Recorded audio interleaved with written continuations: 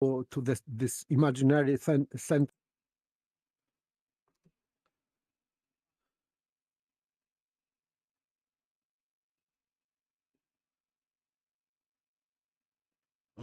Or to this imaginary center.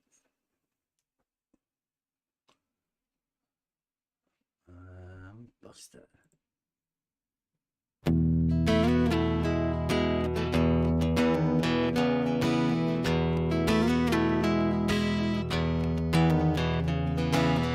It's the echo in your brain. You know you can't sustain the misconceptions in your mind.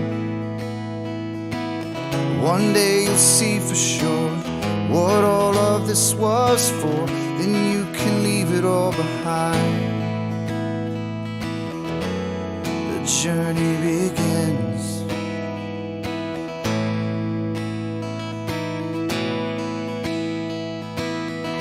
I am the one here that will show the proof.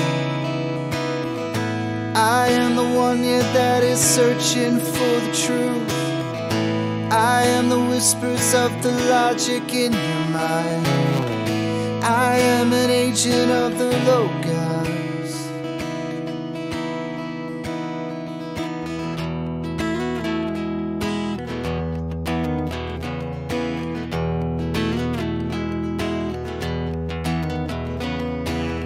In the beginning was found this thing that cannot speak.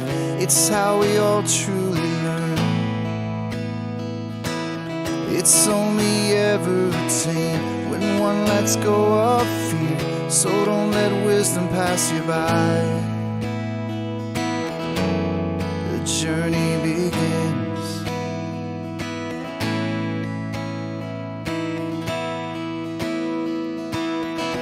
I am the one here that will show the proof.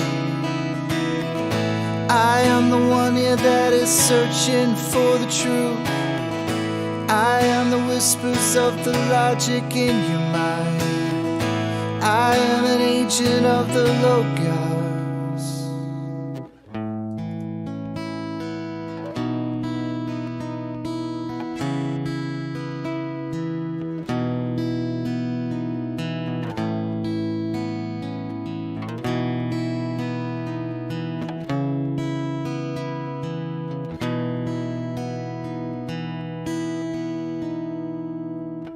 It was there all along.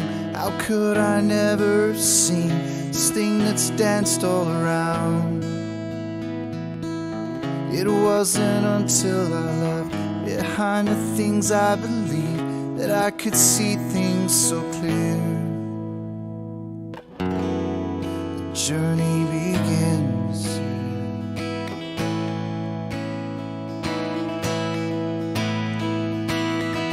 Become the one here that will show the proof. Become the one here that is searching for the truth.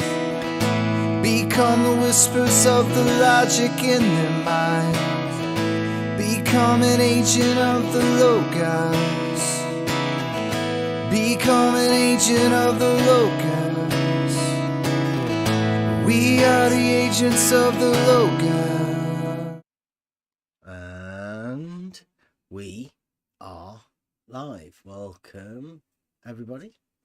It is a Tuesday Logic Night. A little bit of a different one tonight, I think.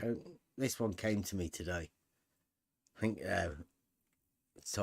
this is the sort of way this is going to be going from now on. Sort of realise that it's not really worth trying to aim towards anything because nobody really gives a shit, to be honest.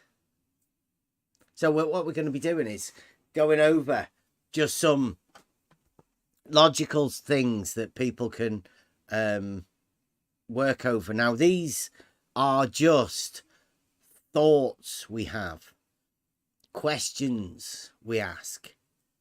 There's no need for anybody to get upset about it. Nobody to feel that their model's being threatened by a question or anything like that. If the question's too hard, nobody answers. You don't have to answer it. Don't worry about it. seems to be a lot of people at the minute that don't seem to really get what's going on. And we're just a group of inquisitive people asking questions. Things don't seem to fit, and if things don't seem to fit in your mind, there's usually a problem for that.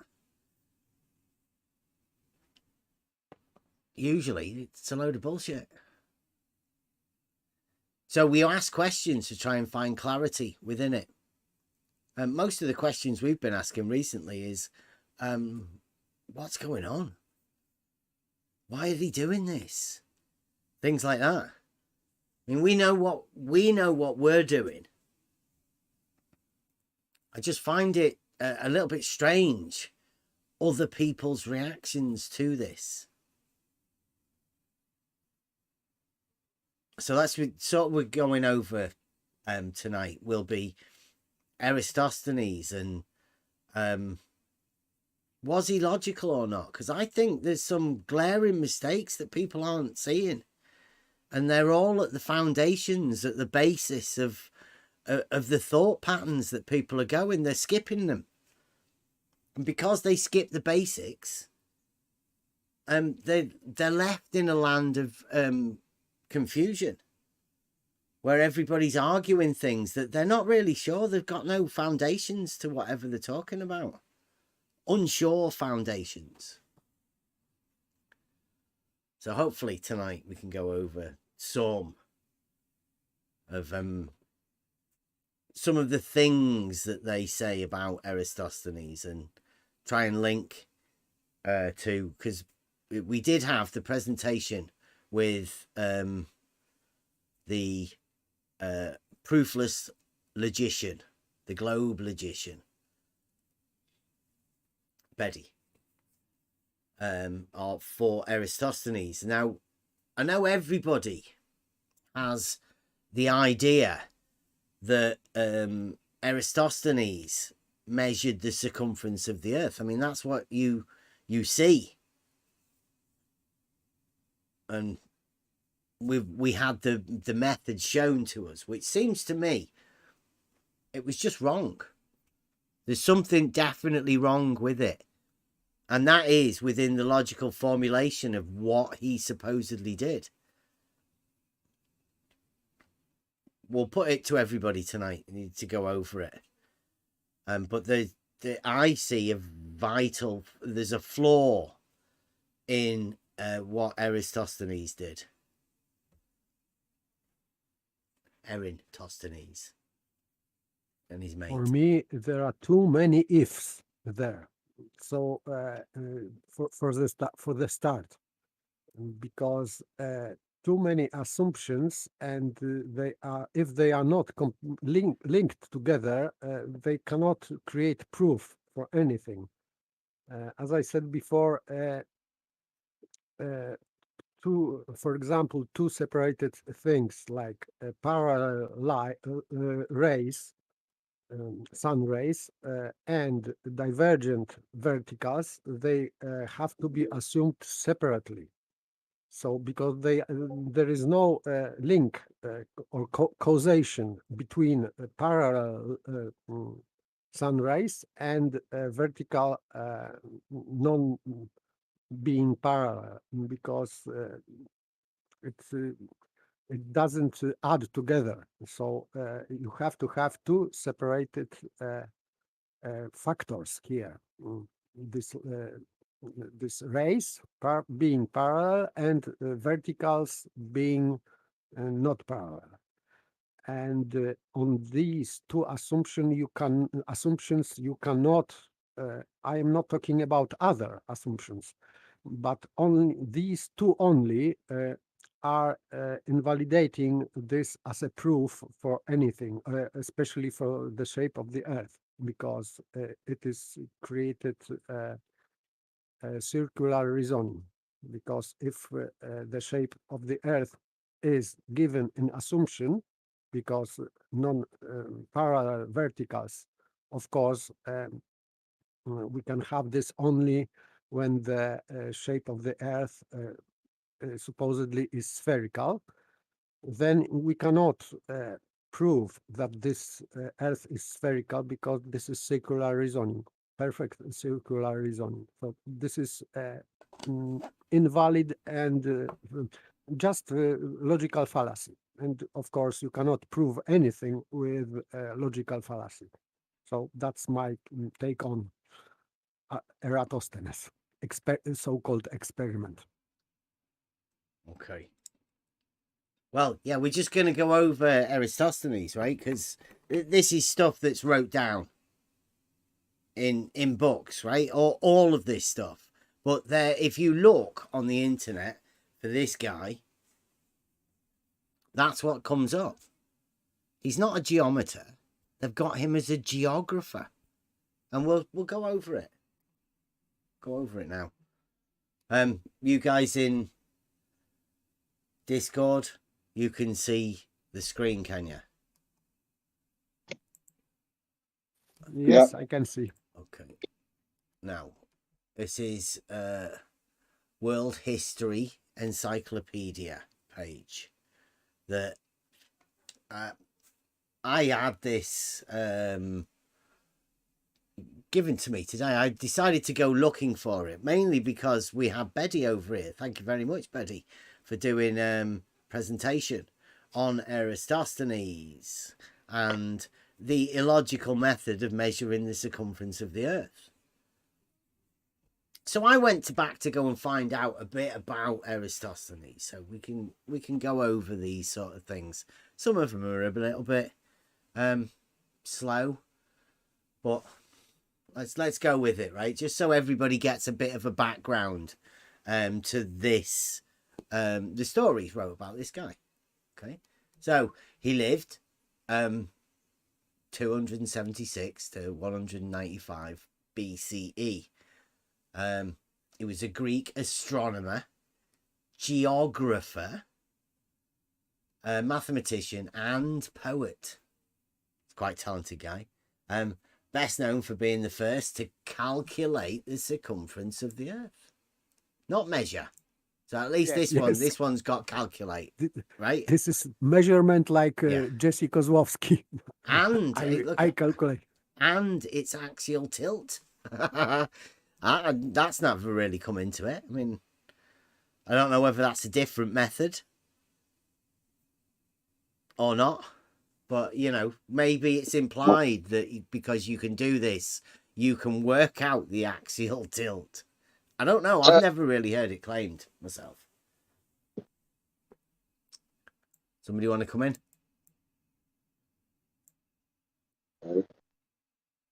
First, to calculate the circumference of the Earth and its axial tilt. Fair enough. He is also recognised for his mathematical innovation with the sieve of Eratosthenes, which identified prime numbers, and his position as head of the Library of Alexandria, the one that got burnt down. He was a native of Cyrene, North African, modern-day Shahat, Libya.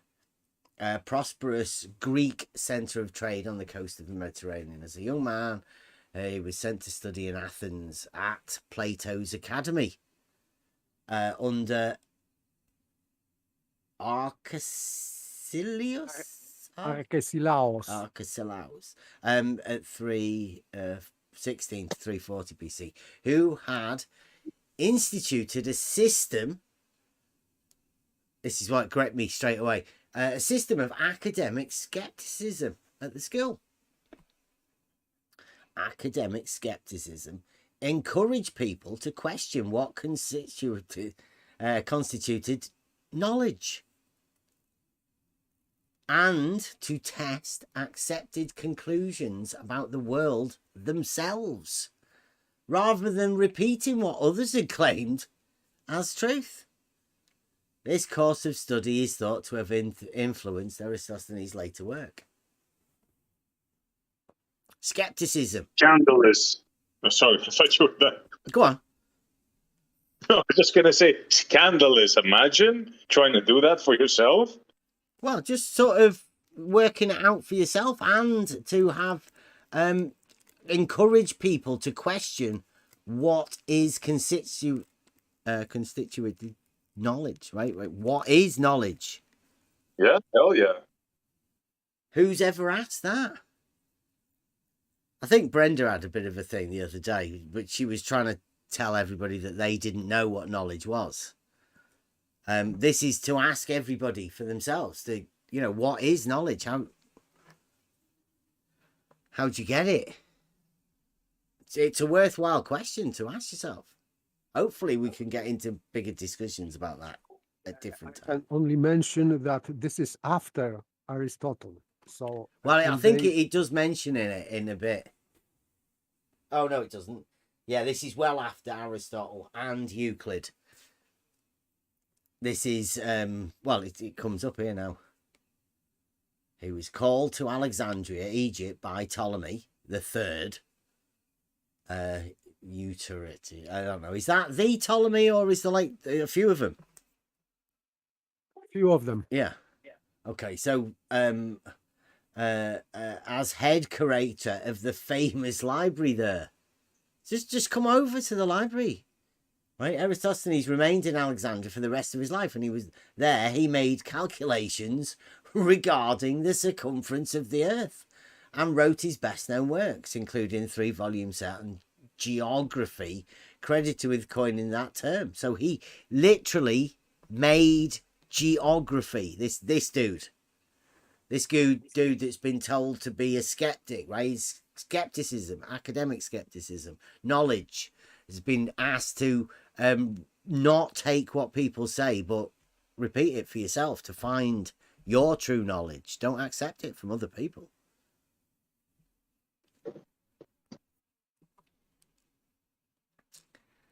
And there he made his calculations regarding the circumference of the Earth and wrote his best-known works, according to the term. He was a friend of the inventor and mathematician Archimedes. Imagine that. Archimedes and Eratosthenes. All right, That's mate. funny. How you doing? Eureka. Yeah. And the two encouraged each other's works. What the? Whereas Archimedes focused on physics and astronomy and engineering innovations, Eratosthenes engaged with everything that interested him. This earned him the nickname Beta. Second letter of the Greek alphabet, for being second best at everything. Though at the same time he was praised as highly as an Olympian victor for his various works. Skipped over that, right? They called him Beta. Second best. It's the original Wow. beta male. Wow. Yeah. Who was Alpha? Yeah, obviously Archimedes. Like, he's Archimedes' mate. Archimedes was obviously Alpha, and they gave this guy the Beta. I mean, I don't think this dude's real to start off with, but I mean, it's interesting the way that they set him up for all of these falls. That's like brown belt. He's brown belt, and the other guy's like black belt. Yeah. This one, in his 80s, he began to lose his eyesight, and feeling he had no reason to live any longer, starved himself to death. He's remembered as one of the greatest polymaths of antiquity. And many of the conclusions he reached and coined are still in use today. Like the circumference of the Earth measurement that people think he's done. So, But he didn't. They No. say calculated, Yeah. not measured. Which is ridiculous, yeah. right, Eratosthenes was born the son of one Agalos in Cyrene, and had been established as a Greek colony, right? So he's born, and he lived in one place until Alexander the Great. It was taken by Alexander the Great, and then it was taken back. So Eratosthenes was still in Athens, where his father had sent him to receive an education. Athens at that time was the intellectual centre of the Mediterranean, and Plato's Academy, one of the most prestigious educational institutions. Eratosthenes studied under Arcelius, a skeptic and philosopher who encouraged the philosophical discipline of skepticism, first articulated by Pyrrho of Elis. Pyrrho wrote nothing himself, strangely enough, like Socrates. But his system was preserved by his student Timon and Philus, and developed by others until Arcelius instituted its tenets in the guiding principle of the Academy. This is Plato's Academy. Pyrrho's philosophy maintained that people were troubled in life by trusting sense perceptions and believing that conclusions based upon them constituted reality. It's unclear whether Pyrrho claimed that objective reality was unknowable or simply that humans lack the capacity to know it. But either way, the practical outcome was the same. One's sense perceptions were incapable of rendering the truth about observable phenomena, and so, to achieve peace of mind, one should keep from making any judgments or coming to any firm conclusions regarding the sensible world. Typical Platonism and anti-Aristotle. This is the point where Aristotle was fighting against Plato most firmly. This part. I don't think so. I think we get into this. I think this is one of the things that people may have different opinions on. But I mean, that's what we're here for. This is just discussion we're having. The best one could do, Pyrrho would suggest, was to remain uncommitted to any kind of conclusion, balancing reasons for one and accepting it equally, and leaving it at that. By doing so, one would achieve a state of mind known as ataraxia, freedom from psychological distress and personal upset. Right now, it's at that point I thought, what's that? Ataraxia.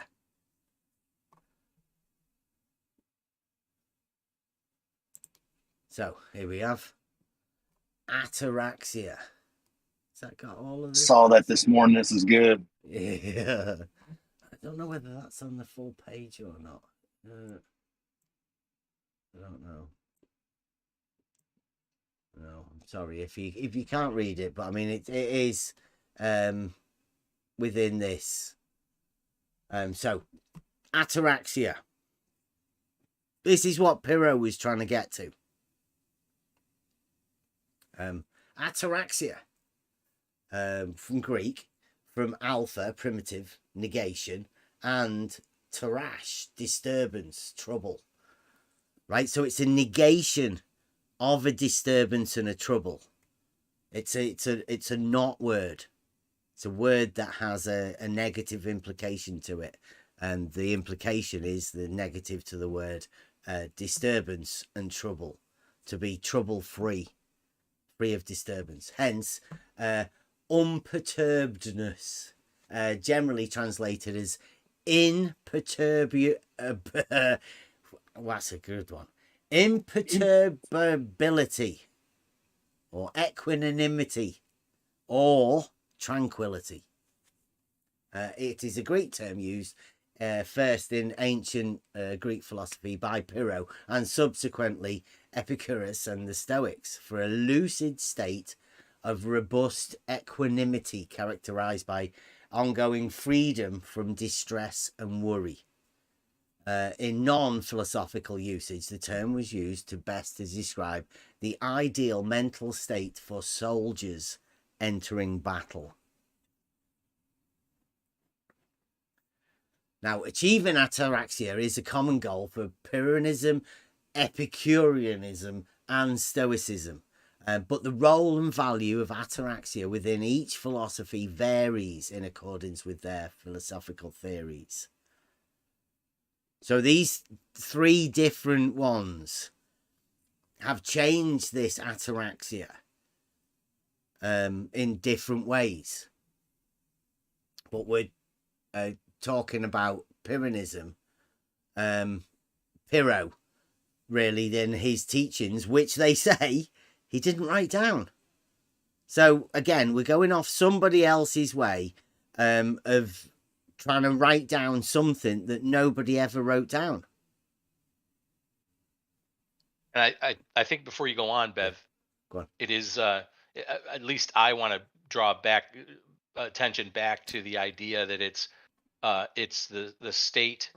What did it say? As a soldier entering battle. Yeah, that's out of non philosophical terms. Right. So and for anyone who's a history buff or anyone who's looked into, ancient wars or any of that kind of stuff, or if you've seen like, I don't know, the movie Braveheart or whatever, and you go, how did those guys do that? Right. How did, especially on the front line, right? How did they do that? How were they able to look at the enemy across the battlefield and know that they were going to be one of the first ones to clash with their counterpart on the other side? And how did that happen?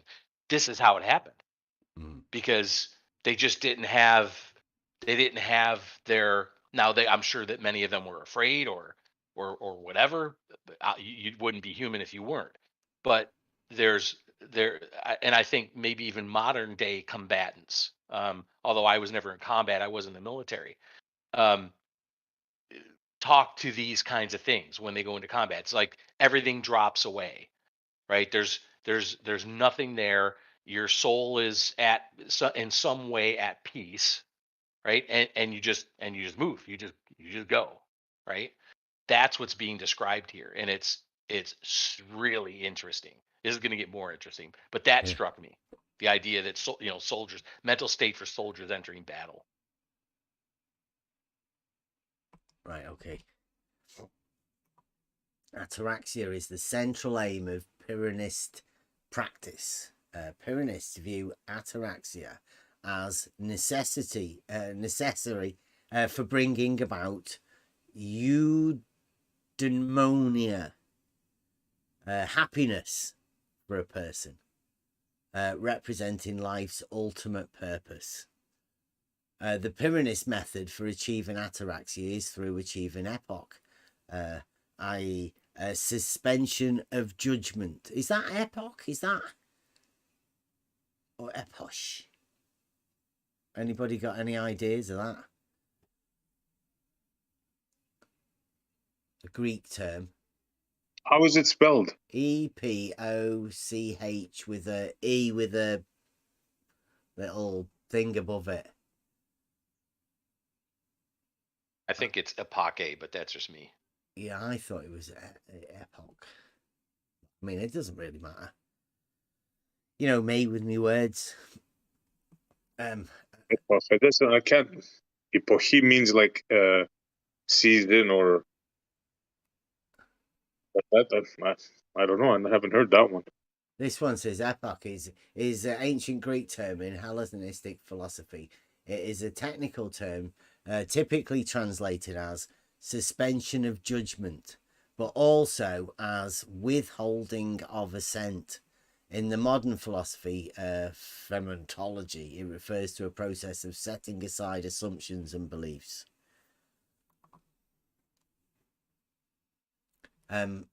Suspension of judgment regarding all matters of dogma. What? It is. Read that again. Yeah, the Pyrrhonist method of achieving ataraxia is through achieving epoch, if that's what it's called, right? I.e., suspension of judgment regarding all matters of dogma. Very important, that. What's dogma? Should we go over to what dogma is? Dogma is a belief or set of beliefs that is accepted by the members of a group without being questioned or doubted. It may be in the form of an official system of principles or doctrines of a religion, such as Roman Catholicism, Judaism, really, as well as positions of a philosopher of something. So that's dogma, like F.E. Dogma, the guy that hands people the twin tangent on a straight line and then tells them, well, it has to be like that. That's what dogma is. So ataraxia is achieved through epoch, i.e. the suspension of judgment regarding all matters of dogma. All of those things that you're just given, that you are told to accept, just suspend belief. You don't have to. Don't have to accept it. You don't have to take it on as an accepted. You don't have to falsify it. You just have to suspend judgment. And that'll come about a bit in a bit more, right? The philosopher Sextus. And that's one of the good names, isn't it? Imagine calling your kid that. Sextus Empiricus summarized Pyrrhonism as a disposition to oppose phenomena and noumena to one another in any way whatsoever, with the result that owing to the equipollence, I don't know, again, these words are amazing. Owing to the equipollence amongst the things and statements thus opposed, we are brought first to epoch and then to ataraxia. Epoch is a state of the intellect on account of which we neither deny or affirm anything. Ataraxia is an untroubled and tranquil condition of the soul. This is where it gets good. Sextus gave this detailed account of ataraxia. He says, we always say that regards as belief, i.e. dogma, the Pyrrhonist goal is to ataraxia, and that as regards things that are unavoidable, it is having a moderate pathe. I think pathe. For when the Pyrrhonists set out to philosophize with the aim of assessing his fantasiae, that is, of determining which are true and which are false, so as to achieve ataraxia, he landed in a controversy between positions of equal strength, and being unable to resolve it, he suspended judgment. But while he was thus suspending judgment, there followed by chance the sought after ataraxia as regards belief. For the person who believes that something is by nature good or bad is constantly upset when he does not possess the things that seem to be good. He thinks he is being tormented by things that are by nature bad, and he chases after the things he supposes to be good.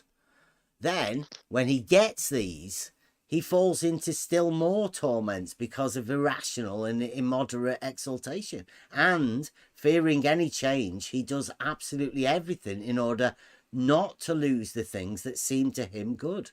But the person who takes no position as to what is good nature or bad neither avoids nor pursues intensely. As a result, he achieves ataraxia. Indeed, what happened to the Pyrrhonist is just like what happened, what is told of Apelles the painter. For it is said that once upon a time, when he was painting a horse and wished to depict the horse's froth, he failed so completely that he gave up and threw his sponge at the picture, the sponge on which he used to wipe the paints from his brush, and that, in striking the picture, the sponge produced the desired effect. So too, the Pyrrhonists were hoping to achieve ataraxia by resolving the anomaly of phenomena and noumena, and being unable to do this, they suspended judgment.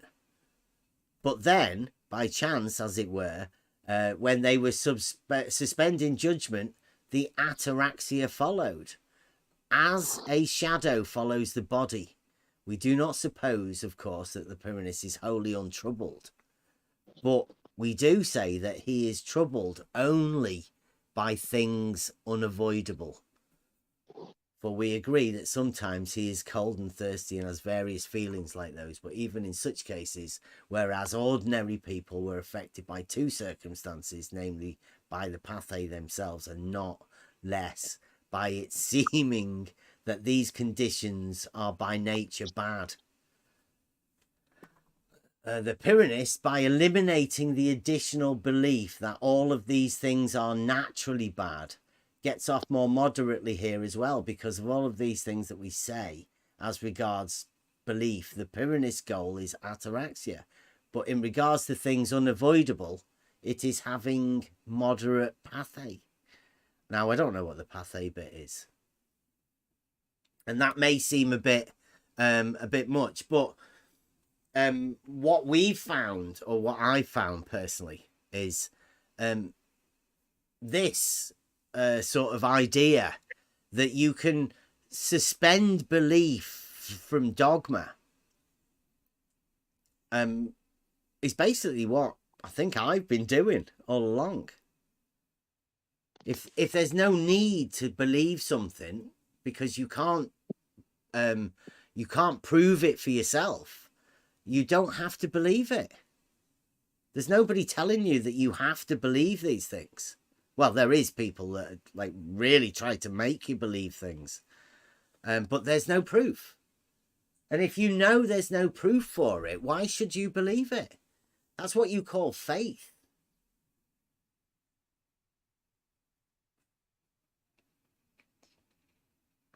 What's everyone think of that? At least Really good. normally leaves everyone a little bit. I mean, some of that wording is done. I mean, that's done by the history thing. But the ataraxia is a calmness that you can come to. And once you've found, I mean, we've been saying this for a bit. Once you've found your proof and you know what a proof is, then somebody telling you that that proof isn't a proof doesn't really mean anything. I have one question. Can you, because there is a link, I don't really understand what here noumena means, because Noumena. it is, yes. In philosophy, a noumenon is a positive object or an event that exists independently of human sense and or perception.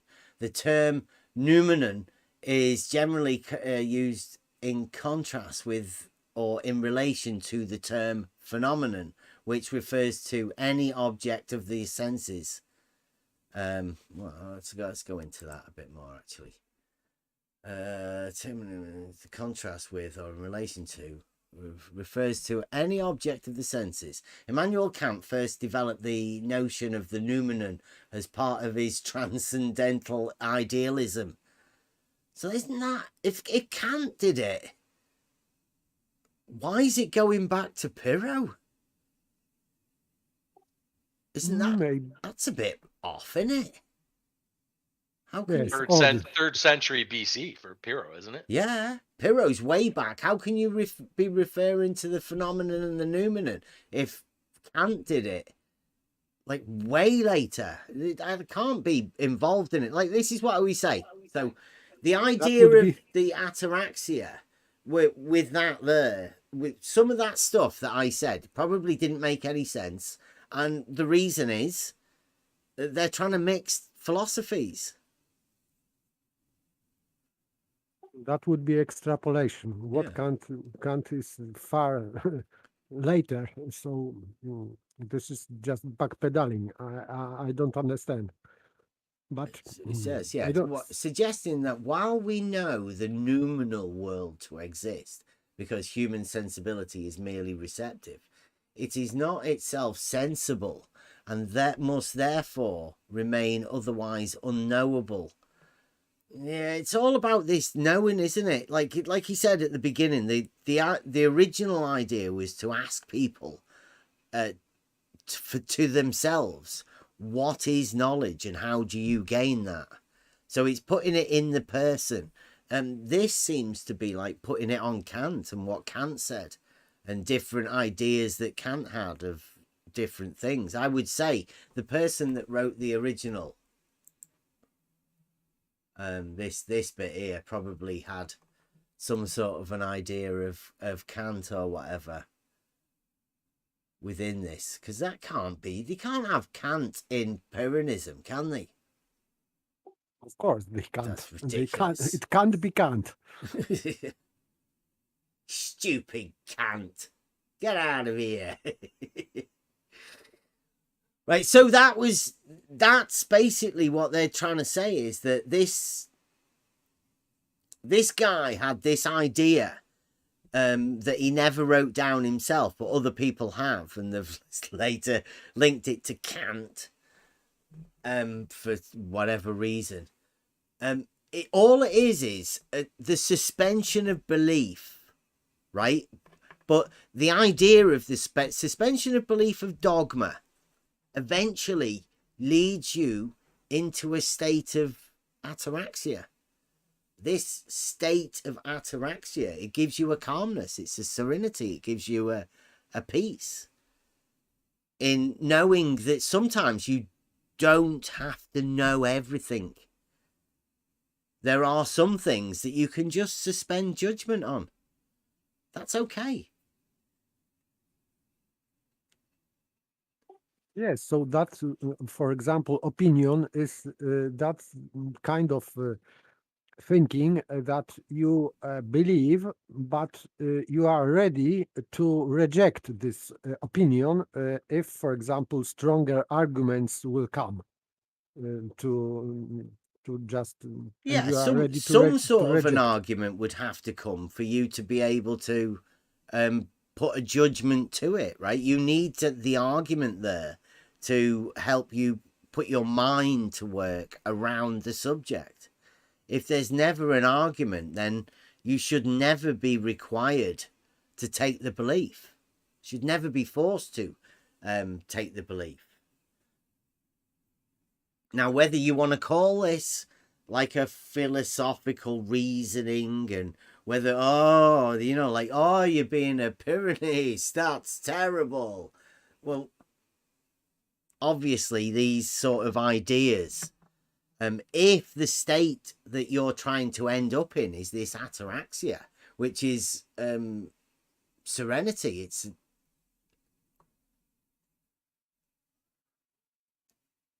what's it call it?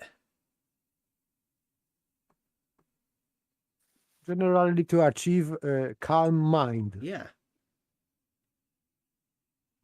It's to not put emotion, to not bring any of that baggage into the conversation, right? Just to be, I say focused, but it's not focused. It's to sort of give yourself up to the chance or to whatever is, rather than try to be swayed by things and trying to affect stuff. You just have to let be what is.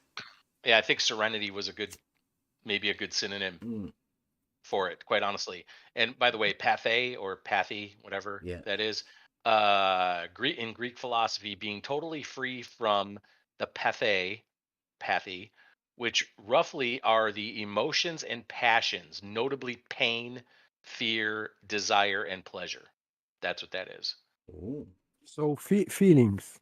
So feelings, or you might say kind of destructive feelings, or feelings that aren't going to help you in the moment, right? Disturbing. Yeah, because this is all about a state of mind, but that state of mind is being within the logic, is within the thought process, isn't it? You don't want to be swayed by emotions when dealing with logic. Logic should be free from all of this sort of stuff. That way you can look at things objectively. as they are without being influenced. I think that's the state that it's coming across to me. That's the idea of this sort of stuff.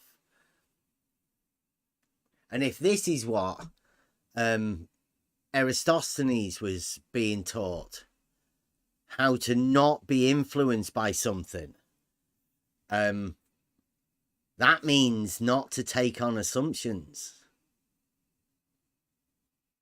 doesn't it? I mean, can we say that if you are being taught to take this on with the pathe or whatever and get rid of the dogma,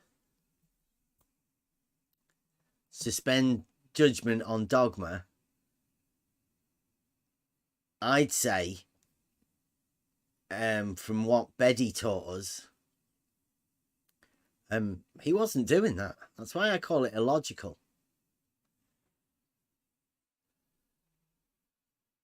We go back to Eratosthenes. There we go. So with Pyrrho's philosophy, the best one could do, Pyrrho would suggest, was to remain uncommitted to any kind of conclusion, balancing reasons for and against, accepting it equally, and leaving it at that. By doing so, one would achieve a state of mind known as ataraxia, freedom from psychological distress and personal upset. By the time of Arcesilaus, Pyrrho's philosophy had developed to centre on the claim that knowledge was impossible because humans were incapable of apprehending the sensible world through sense perceptions. Since one could not know what one did not know, and what one did not know was limited to unreliable sense perceptions, one would never be able to find out what one did not know or whether one knew was in fact true. Do you reckon to that? This part I object, of course. Well, yeah, see, I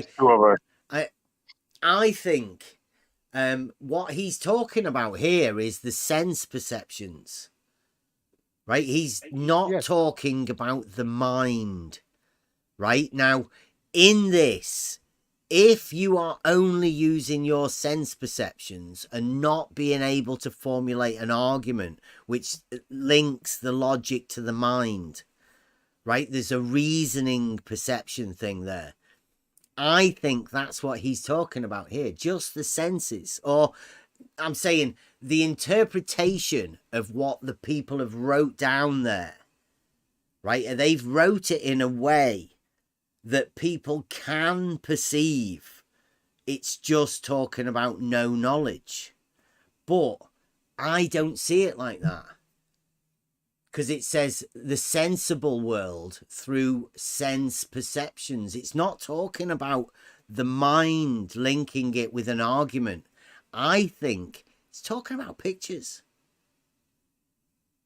What you see, because you can see tricks. People can trick you. Sleight of hand.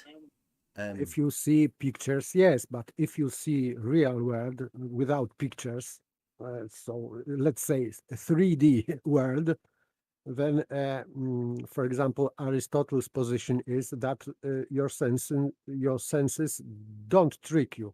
Of course, you may be, for example, people may be blind or color blind, but we are talking about normal vision, standard vision. And he said that Aristotle was in this position that your senses are not lying to you. It means that it didn't mean that that they are perfect, but they are not lying. They are telling you that the world is otherwise than it is. That was Aristotle's position. Yeah, if you look at this, it says we are incapable of rendering the truth about observable phenomena. Right? So it's specifically talking about observable phenomena, i.e. things falling. and pictures of things. You can't Yes, do anything just from those experiences. yes. There is a need for the mental part to come with it. Of course. And Aristotle was he created this method of science, of course, but based in physical world, based on senses. Based on it doesn't mean that your senses will tell you, and your senses will think about something. No, this is the basis of you are. That's why this is his um, theory, let's say, of abstraction, three-part abstraction Well, from in the real other world. one we've just gone over where it was talking about ataraxia, right? It did say that it's just for dogma, right? It's suspending belief for dogma, not for actual things. You don't have to suspend belief for real stuff. It's just for the dogma. Now, that's what they miss out in this bit, because this bit we're talking about now is the bit that's talking about Eratosthenes, right? It's not talking about how Pyrrho did it. They're trying to lead you in a story about Eratosthenes, not about Pyrrho. They're trying to lay down something, but only tell you half of the story, which makes it look like Pyrrho said that there is nothing knowable. He doesn't. He just says of dogma.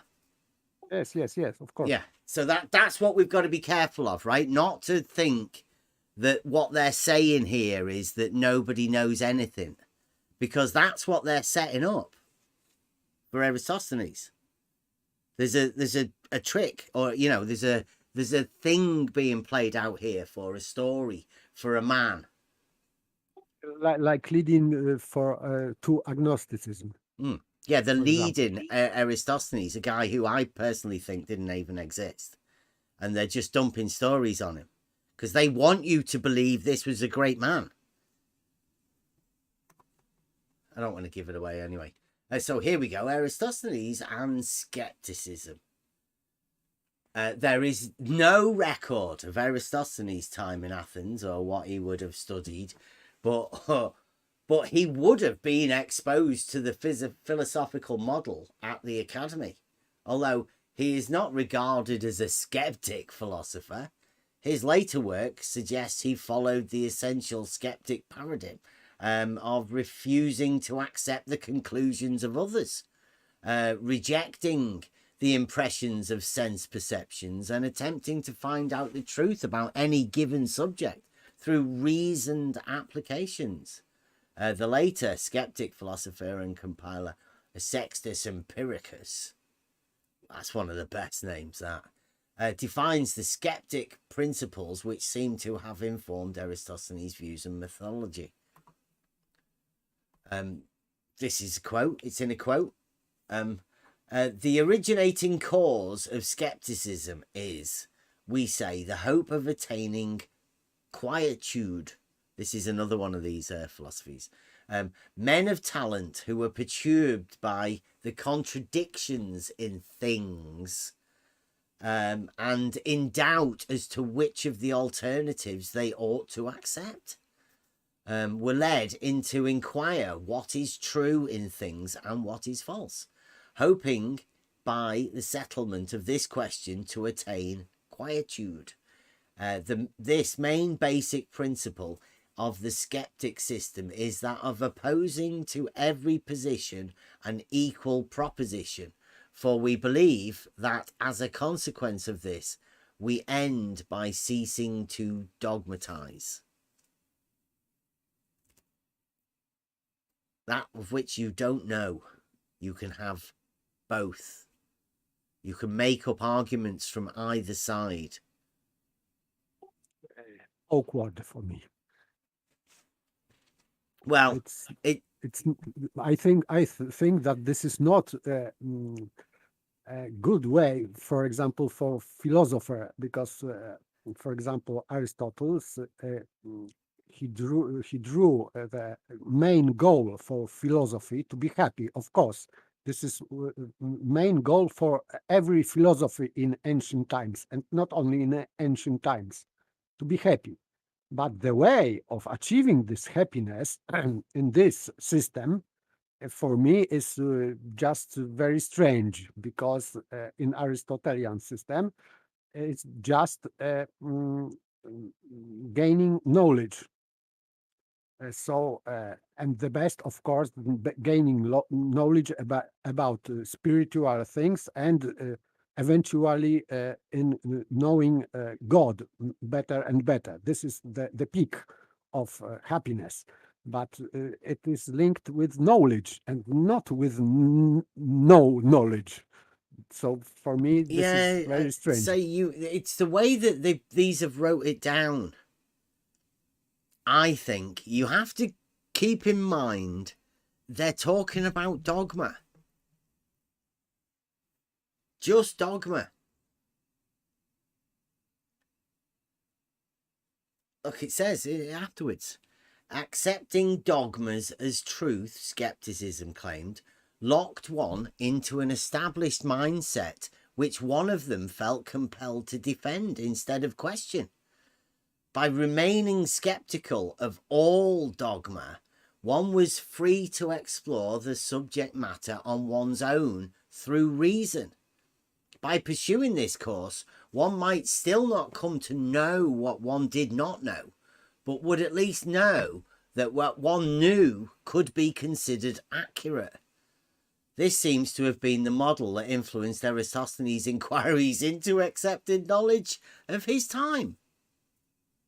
Right? Of his time. That's what they did back then. Does that not make sense? Just dogma. They get rid of dogma. Then what you do when you look into things, you know what you know.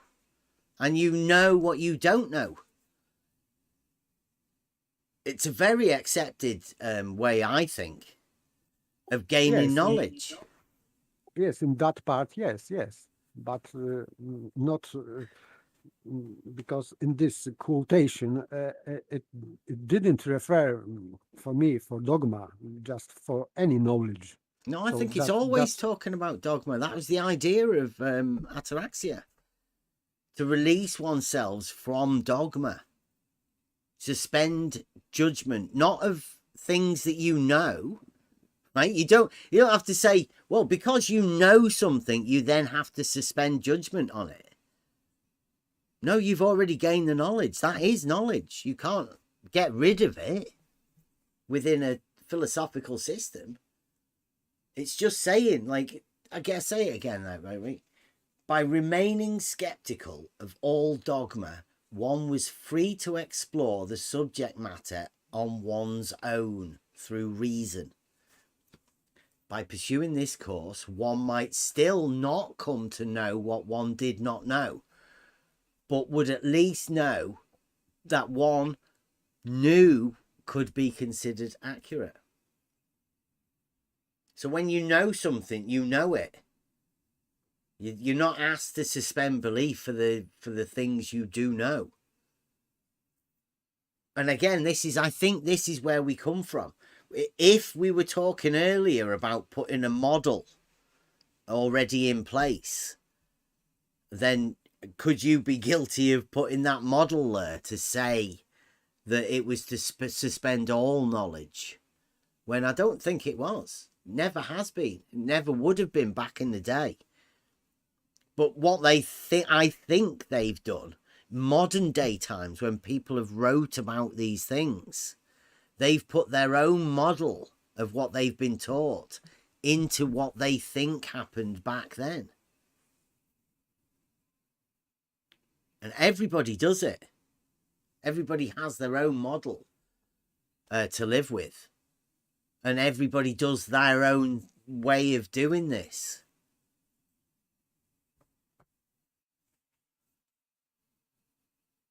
I think it is a way of, this is basically Socrates, isn't it? I know nothing.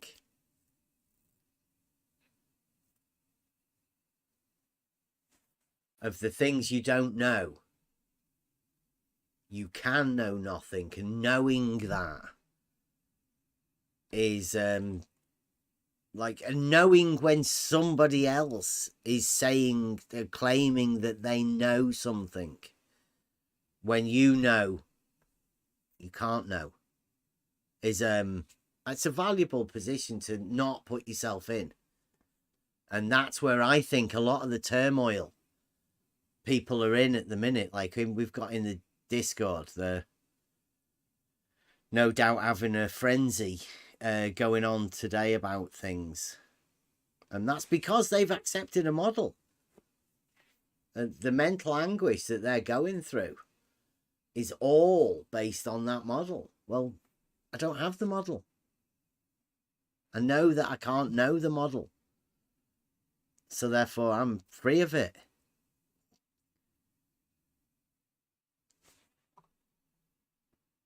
For me, the problem is not about model itself, because you can have model. But if you are trying to defend your model trying to use argumentation, which turns out to be fallacious argumentation, here that is a problem, because this model cannot be defended with logic, therefore is not scientific. But many people, or some people, are trying to defend this model as being scientific, and body of science, of course, and storytellers, they are telling that this is scientific. That's the case, because you can have model, you can believe in unicorns and have model of unicorns, of course, and I think this is plausible. You can have opinions of many things, but if you are trying to defend with logic and with science this model, it could be a problem.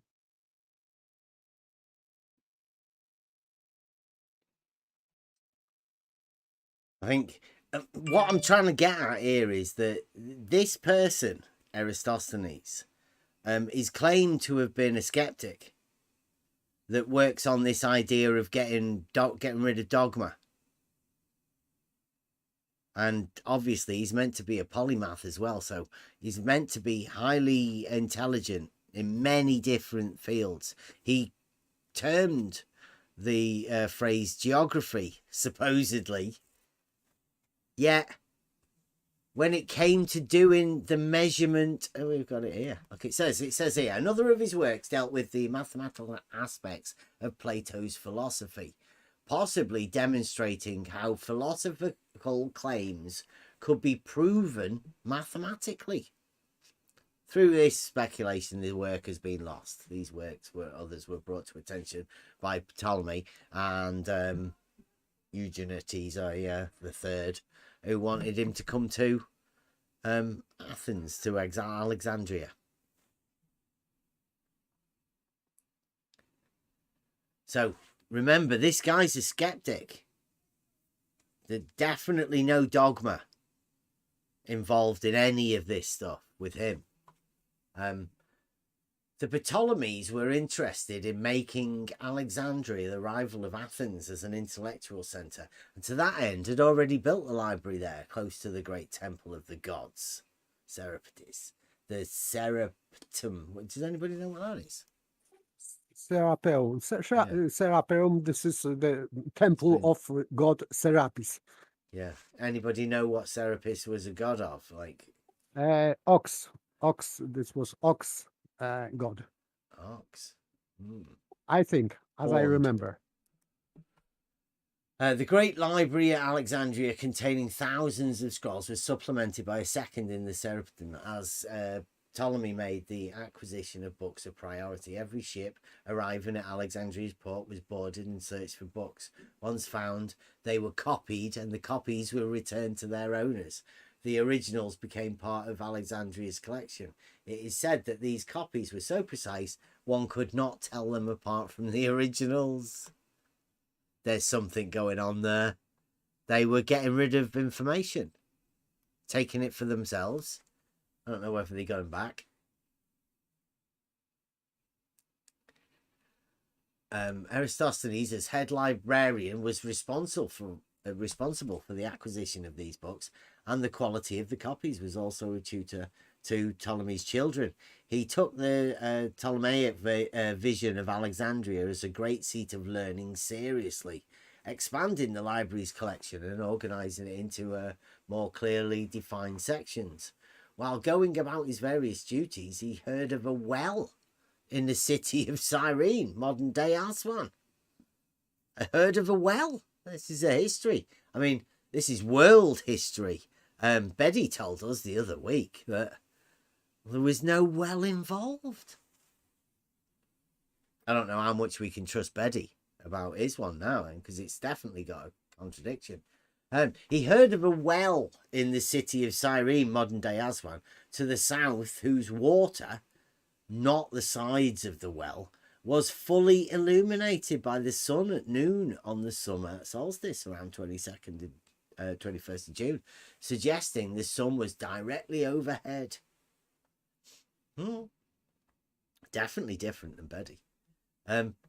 He observed that on that day, obelisks and other objects in Alexandria cast long shadows.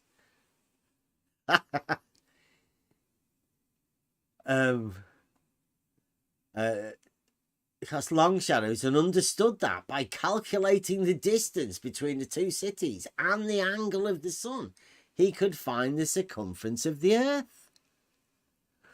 Bullshit. He's not that bright. So he was not measuring distance, but if the distance was already measured, he wouldn't need to calculate anything. Yeah. So it means from this text that the real distance was not known at that time, and he, instead of measuring it, just calculated it. Calculated the distance between the two using shadows. Yes. Right, yes. That's what he was doing. He was calculating the distance between the two using an angle. Yes. So, and distance, I think he had to measure with if he was doing using a triangle, it has to be straight line, not curved, I think. It's like, this is where, right, all of that stuff in the past, they're talking about some guy, right? It's just some dude, and then they're saying they didn't really know about whether he did, but in the time that he was supposed to have been, this is the sort of skepticism they did. This is the way they worked in order to gain acquisition of knowledge. Everybody was inquired of themselves to ask, what is knowledge? How do you gain it? And then be skeptical about things. Don't ever take things for granted. Don't be told lies by people. Make sure that you are finding this out for yourself. Find your own knowledge. Don't be given it. I think that's why the question was asked at the beginning. What is knowledge? Can it be poured into your head? Can you be passed it on a piece of paper? Here's some knowledge. Is that how knowledge comes around? Is that how we get it? No. Yeah, that's it. You have to experience it. Hmm. You personally have to do that. It's the only way you can gain knowledge. And these guys back then, they knew that. Definitely. This is rabbit hole stuff, by the way. Not this dickhead, though. Go on. No, this stuff is rabbit hole. Just you mentioned Serapis, because there was a description in there about Serapis and where the Library of Alexandria was built next to the Temple of Serapis. And Serapis, so here you go. I looked it up. Not a whole lot on it in Wikipedia. I'd have to do more, but for what it's worth, under beliefs, mythology, Egyptian mythology, numerology, and Egyptian philosophy is Serapis. So it's the attempt to combine Egyptian and Greek philosophies and cultures. Wonder why that would be. I mean, the Through Greeks were well numerology as well. established, and mythology. Yeah. Wow. Really, I mean, the Greeks were well established by 3rd century BC, obviously, as a logical people, Yeah. right? It was normal procedure with in that time that they were trying to combine so-called Egyptian gods with the Greek gods. So Yeah. Why? Yeah. to have peace and quiet in religion matter. And then why? That's why I say rabbit hole. Are you stuff, right? guys 'Cause all you right ask for a yourself second why. if I just nip away for a couple of minutes? Yeah, absolutely. Yeah, you ask yourself why. If they had libraries at Athens and the Greeks were as well established as they were in knowledge, or the accumulation of knowledge and logic and the rest of it, why Alexandria? Why next to uh, uh, what's the name Serapis? Why? Temple, because they at that time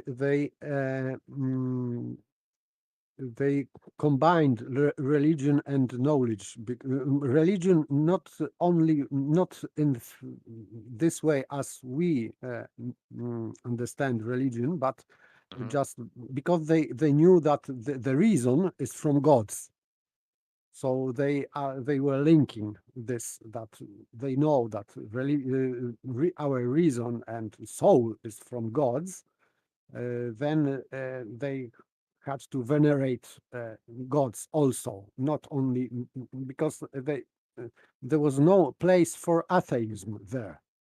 So they just choose this god, for example, because they had to somehow to combine these Egyptian beliefs and Greek beliefs, because of course in Alexandria were many Greeks and Egyptians. So to have this combined, this is just they were trying to create new religion, new let's say new world religion, Mhm. like it is called ecumenic religion, so to speak.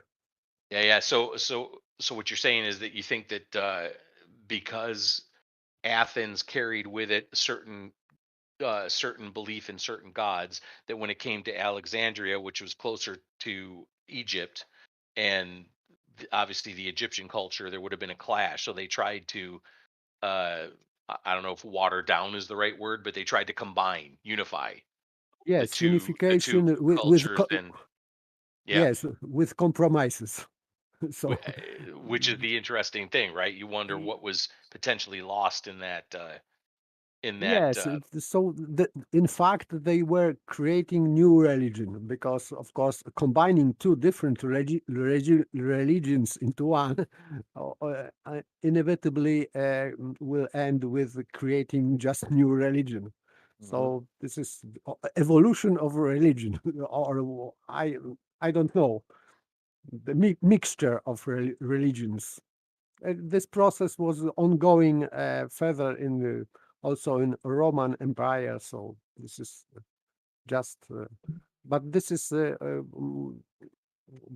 was the way how kings or Caesars were ruling their empires to keep quiet, peace and quiet in that in their kingdoms, let's say, because they knew, and this is, I think, also till today present, that the most mm, dangerous area of which can create wars Mhm. and zealotry and wars to the end, to the last drop of blood, is religion. So this was very important matter to deal with religion at the area.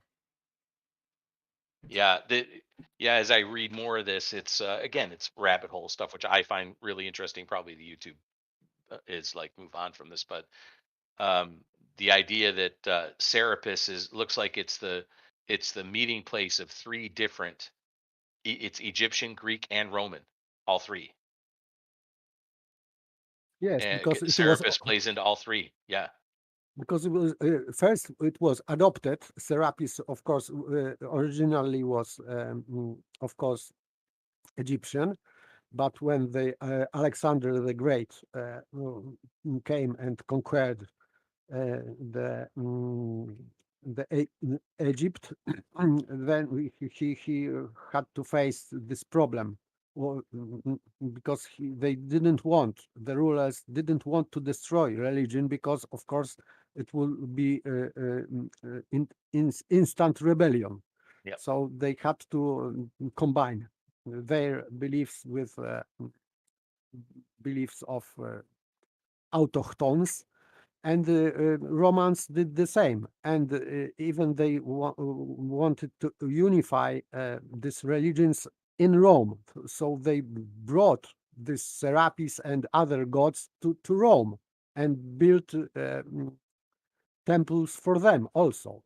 yep, So this yep, is what the center of new world religion, Rome. yep. Amazing. Like, so they put this guy right in the heart, in charge of the acquisition of all of the books, which would be classed as knowledge, right? That's at least what they're trying to say. In the middle of them saying, be skeptical and acquire your own knowledge. These books, this guy who copied everything that was wrote down, all of the knowledge. Imagine how much knowledge there must have been for them to have such a big, vast library and to do that back then. At least make a story of that, to write that sort of stuff down, and then to make it so known about the burning of this library. They're trying to sell a story. At least that's the way I see it. There is a very nice story being played out here. This guy was chosen by the guy to be in charge of this place, where they're going to put all of the knowledge. So here's the story of this knowledgeable man that built it by the side of a temple, was it? But I mean, I think it was already built, wasn't it? Did say it's already been built. These structures and things that were already built way back when. So in 420 BCE, he erected a pole at Alexandria, because that's what he would do. A bit phallic, Yeah, but okay. like, come on, listen to this. All right, if this isn't a story, I don't know what is. He erected a pole at Alexandria and hired a man to walk the distance from Alexandria to Syene to measure the distance. Brackets. Although it was already known from trade caravans. So he didn't actually need to do it. It was already known, but they hire another bloke to go and do it anyway, as if. But still, before it was said that he, by calculating. So I don't understand. This That's is what I mean. It's a inconsistent story, isn't it? It's a continuing story. Was it a straight line distance, or was it a shorter than a straight line distance? I don't know. This is incoherent. This text is incoherent. Right. So, like, although it was already known, he says, once he knew the distance was 5,000 stadia, 500 miles, 800 kilometers, and pretty exact numbers for something to be. I mean, sounds plausible that a guy walking and come up with a distance of 5,000 stadia to the dot, right? Yeah, he measured the angle of the sun's rays by this pole. Brilliant. Dividing the length of the shadow by the height of the pole for an angle of 7.12 degrees. So how did he do that? He divided the length of one side with the other one to find an angle. Because he knew, because that's Euclidean geometry. That triangle is a right-angled triangle.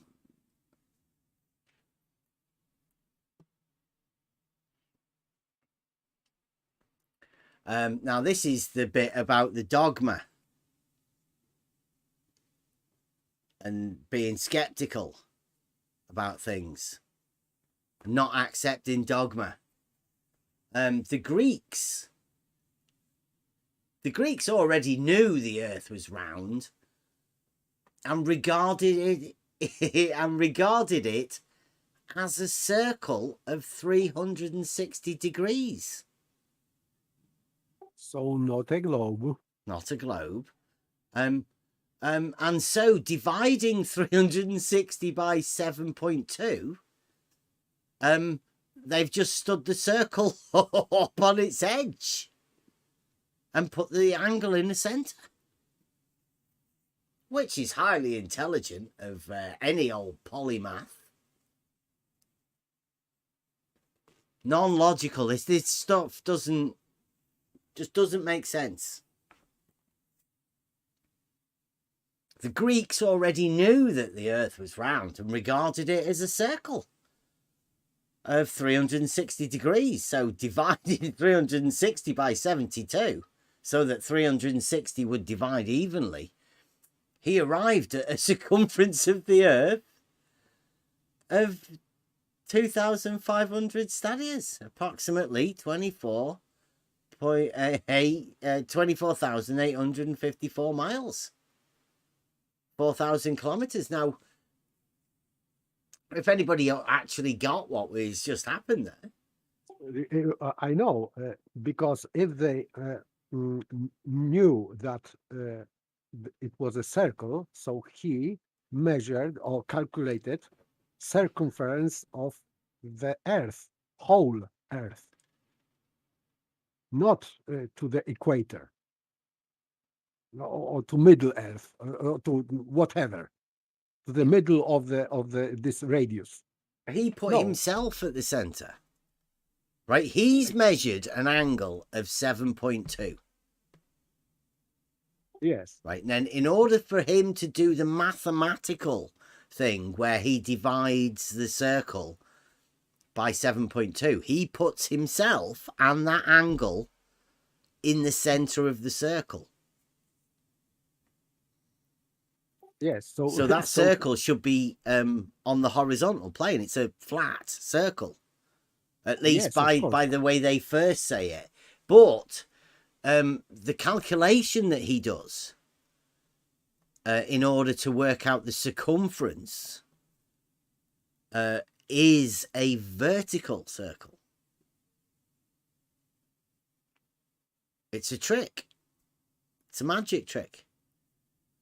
He's measured an external angle and placed it internally. It's not an uncommon trick, but it's a geometric, mathematical trick that people don't seem to be able to link the two together.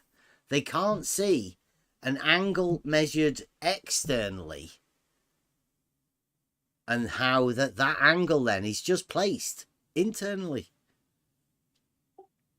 Yes, this is just begging the question, because he just created, it is created, that ball or this vertical circle and it doesn't match this circle as Earth, because of course this circle that Greeks already knew that the Earth is a circle. It is horizontal circle, not Yeah. vertical circle. So it doesn't match. It doesn't add. Sorry, Globers. Eratosthenes didn't prove globe Earth. Yeah, Sorry. these words, it does say circle.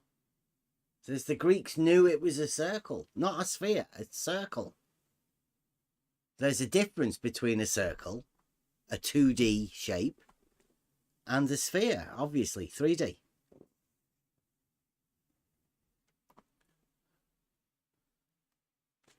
Eratosthenes published his conclusions on the measure of the Earth, which only exists today as fragments in the works of other writers, beginning with the astronomer Cleomenes, whose text is the basis for those that followed, right? So even it only exists in the text of other fragments that some people have managed to piece together. And like a dinosaur from a couple of bones, they've fragmented a illogical, mathematical thing to come to what we call a paralogism, false conclusion, a terrible false conclusion, which can only say that Eratosthenes is a made-up person, that made up a joke for people to be able to trick other people with. I would say this guy is a complete fabrication of the Flat Earth Society. The amount of times people have been talking about Eratosthenes proving this and proving that. I would say that Just a minute. D Roadblocks is in the chat. It's what it says. I'm not going off anything else. Going off the logic of this principle. He measures an external angle from a stick and then somehow places that in the center of a circle. Did he think he was at the center of the circle when he measured that 7-point thingy degrees? And where is the angle? Because the angle would be measured, the shadow would be vertical from the stick. By the way, nothing about parallel sunrise. So we have circle, flat circle, 2D circle, and sticks. So it debunks parallel sunrays, because you cannot have this outcome without divergent sunrays. So again, sorry, Globers. Yeah, there's a lot of illogic involved in this entire thing. It says here, now his introduction of the principles of mathematics and physics into the subject of geography is a commendable thing. It's not. It's a load of bullshit. There's no logic in that. He's not linked mathematics and physics at all. It's a joke. And I'd say if anybody's out there that wants to come in and have a discussion about this, if you think we're getting something wrong, or maybe the world of history.org. I mean, I know Betty did say there was no well, and the world of history said there was a well. So we've got a bit of a contradiction there. But let's see how the angles could actually work. If anybody wants to come in and put an argument forward for how Eratosthenes must have done this, you know, what their understanding of it is, come in. I say it's a load of shit. It's impossible, but it's definitely illogical. You could definitely write it down, and you can probably convince a load of people that it is a probable sort of thing that somebody might have done. And you could definitely convince a load of geometrically illiterate people that this is actually something that's possible. If you go by the understanding that knowledge can just be given to people, handed to them. It says, I don't know who wrote this. This is some other guy. So it says, now is it this his introduction in the principles of mathematics and physics into the subject of geography is a commendable thing. Also, his remark that if the earth is sphere-shaped, just as the universe is, it is inhabited all the way around. And his other remarks of this nature as well. But as to the question whether the earth is as large as he said, as has said, later writers do not agree with him. Neither do they approve his measurement of the earth. Measurement, see, it's gone back to a measurement. It was a calculation before, it's gone back to a measurement. They flip and change this. This is one of the other ways that they confuse you. And if you don't spot it,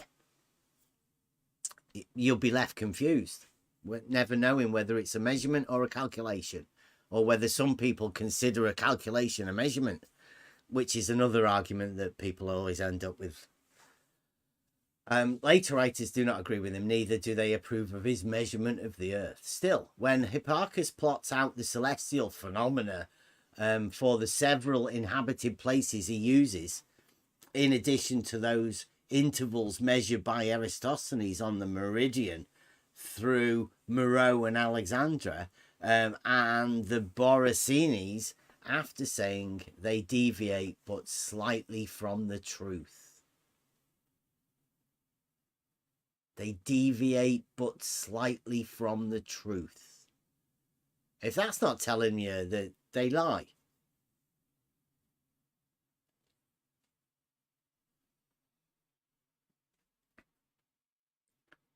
False statement of fact. Strabo was commentating here on Eratosthenes' third volume work, Geography, which sought to accurately map and chart the world. His first volume criticized Homer's Odyssey as geographically absurd, in that the various lands Odysseus is said to have visited were much closer to each other than depicted. This volume also coined the term geography and provided an introduction to the subject. The second volume contained, amongst other observations, the steps he took in calculating the circumference of the earth. Back to calculation again. And the third volume is said to have detailed the various inhabited lands and commentated on the people found there. Strabo, in commentating on the work, notes how Eratosthenes objects to the Greek sense of superiority over others, claiming all people should be judged on individual merits, not by race, ethnicity, or nationality.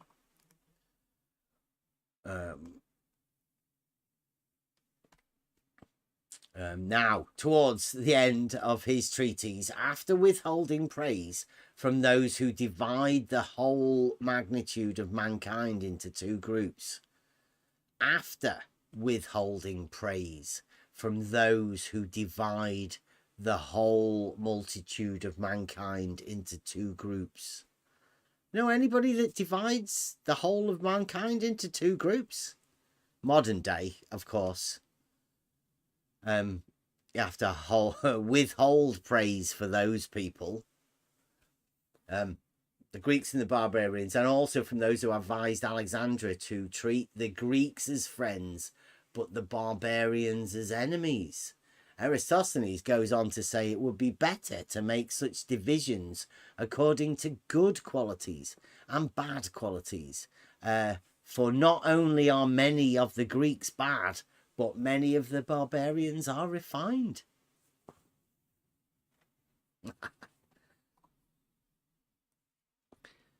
Eratosthenes' geography, like his other works, is also lost, but was considered a magnificent intellectual achievement in antiquity, as well as controversial, since it challenged the Homeric view, of the world, which many claimed as irrefutable truth. In keeping with this skeptical education, however, Eratosthenes refused to accept the popular understanding of any subject and sought always to find out the truth of a matter for himself, but completely missed out the fact that when they were talking about circles and angles and light and all of that, and came up with a circumference, which he couldn't have ever done, couldn't it? He was good, but he failed on that one only. Yeah. Yeah, he was I think- measuring a vertical angle when he should have been measuring an angle 360 around, shouldn't he? Yes, he should. Should have been measuring a horizontal angle, not a vertical angle. He messed up royally. It's like it got so wrong. It's just, and it's got here Eratosthenes' map of the world. I don't know whether you can see how. I don't know whether you can see that much of it. Go back. Oh.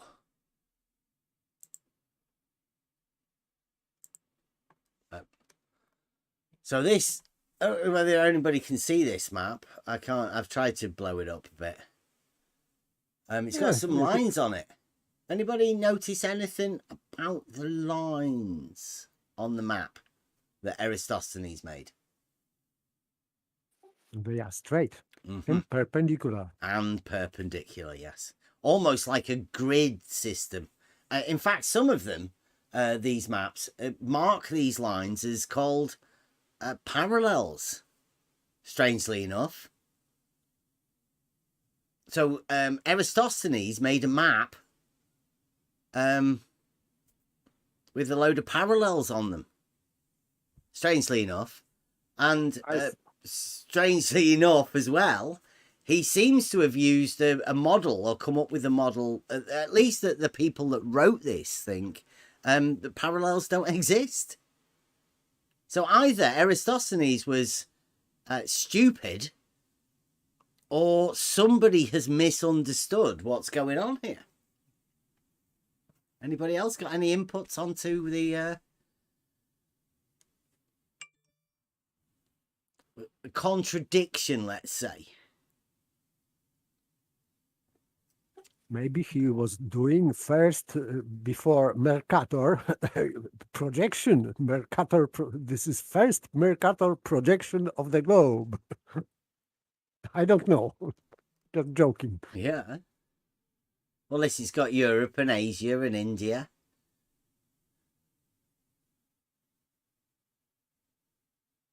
All lines straight. So I'll ask again. If Eratosthenes drew a map with straight lines, perpendiculars, labelled them parallels, how could he have ever thought it was a ball?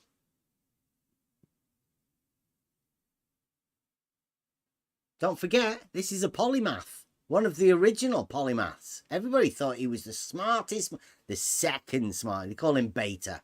I mean, but second's not bad. Or was it a joke that a certain group of people have had to have as part of the thing? I don't know. I really don't know.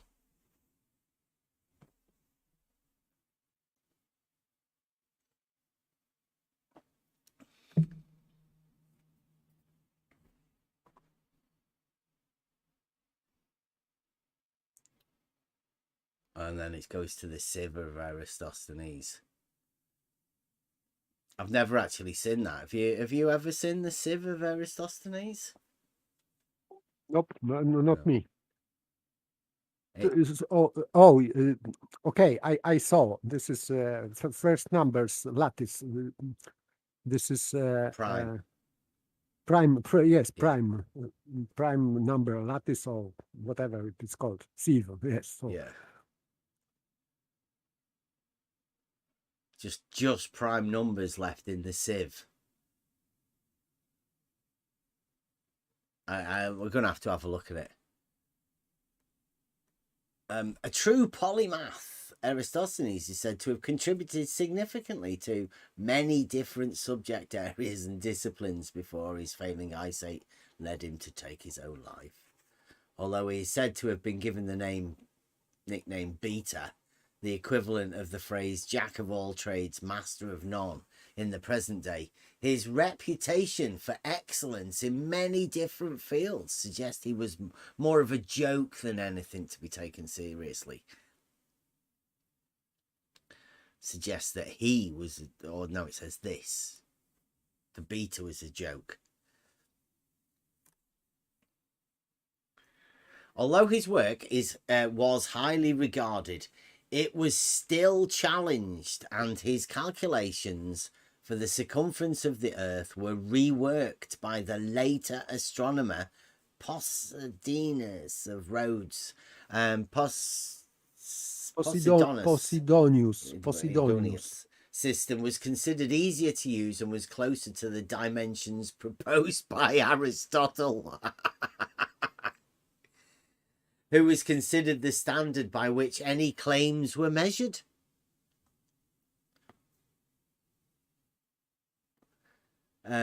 Posidonius's calculations resulted in a smaller circumference for the Earth because they had become more popular than the work of Eratosthenes, were the ones used in the best-selling work Almagest of the astronomer Ptolemy, 100 to 170, which would continue to exert considerable influence up through the Roman Renaissance. Through Eratosthenes' calculations were still in use, and they're doing this far too much, right? They're talking about calculations again, and nothing about the illogical way that these calculations have been done.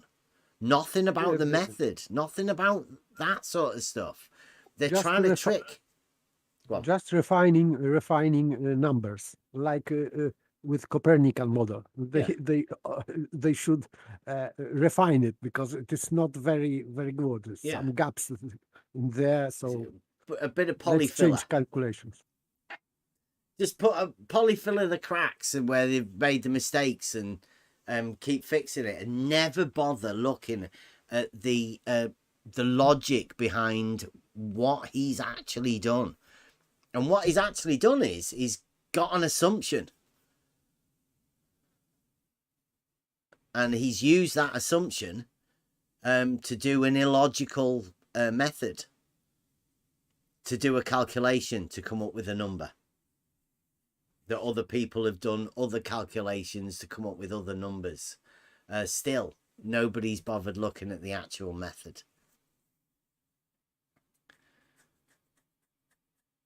And that again. Eratosthenes' system was more accurate, however, and was used by many European ship captains and cartographers effectively. His system of a stick measuring a shadow on a stick. Such a high-class method. And this is the end of this text. So I would expect some elaboration on that, but no. Just the captains and cartographers. Yeah, I'm very curious how they did that. Yeah, and it says in the present day. It's telling people, like, in the present day now, Eratosthenes' calculations are understood as being closer to the actual circumference of the Earth than either or Aristotle, right? Those other guys, they weren't as good as Eratosthenes. Probably because Eratosthenes is a load of bullshit. And it's a story told to convince people who are probably ignorant of geometry and can't see the trick that has been laid out within this illogical method of deriving something from assumptions. assume Earth is globe, end up Earth is globe. And the Works every sun time. rays parallel, we have to have two, both of them at the same time. So this Yeah. is too many assumptions just from the ceiling. Well, it's Not- impossible assumptions, isn't it? Really. The assumptions that we need are, we assume that verticals aren't parallel, so there are no parallels on the Earth. And then say we're also going to assume that the sun rays are parallel. But I don't know how you would tell parallel sun rays if there's no parallel on Earth. How do you do that? Any line that is straight and parallel would be cast not straight.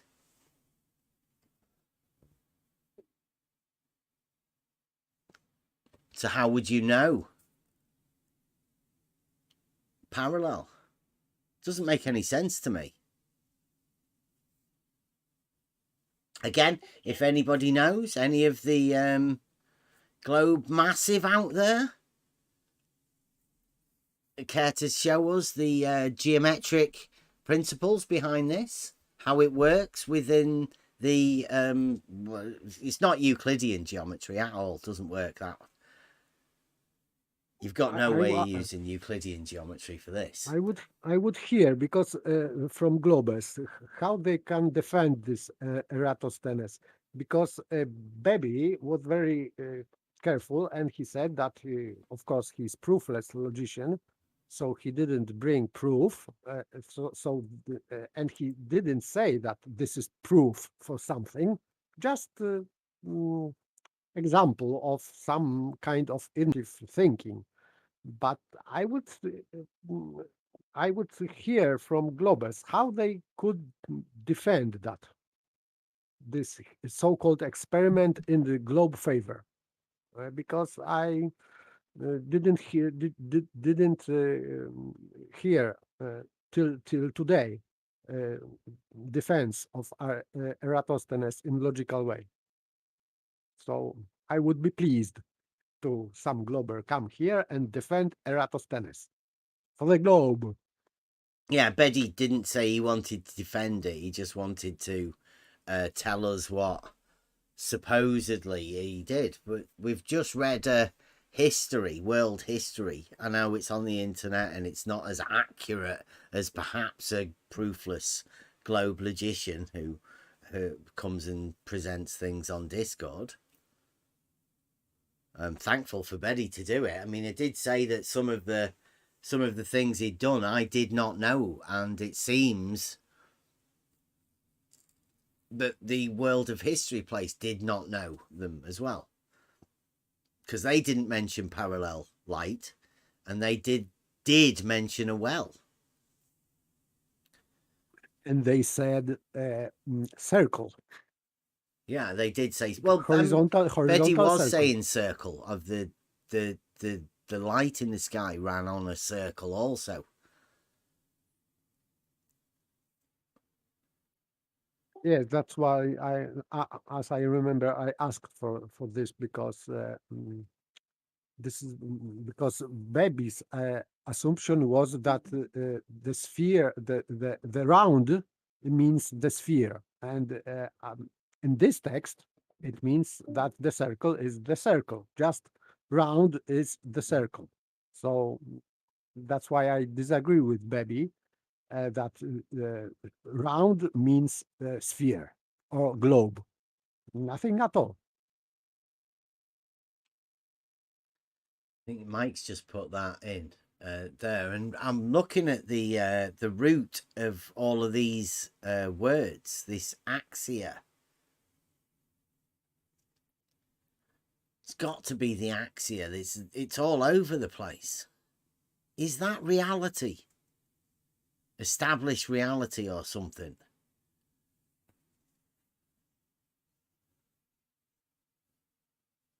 What about SE? What is, does anybody know the root of the axia part of these words?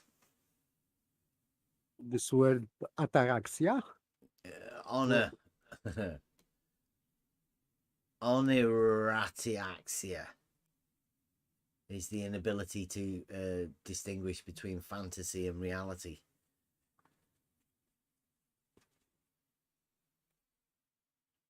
There's a lot of these words recently with that axia, axiom.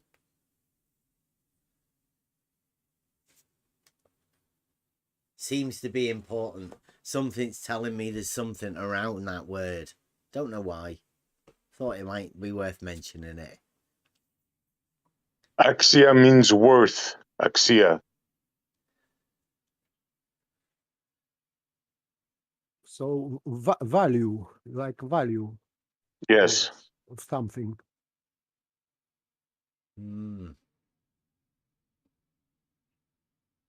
So anorexia is like not value. I don't know.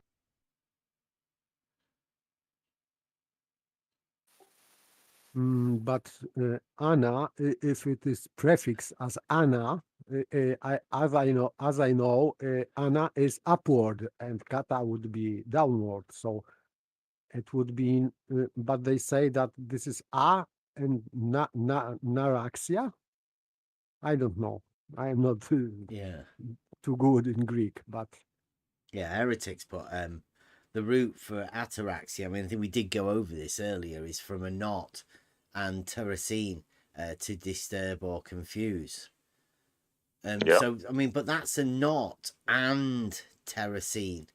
Where's the axia part in it? You know, it's that axia and axiom. So it would be ataraxia.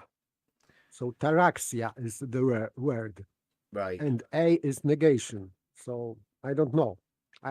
As I said, I am not a Greek scholar, so. Yeah, so the axia part isn't a separate part of the word, is it? It's the root part of it. Maybe nothing. Probably nothing.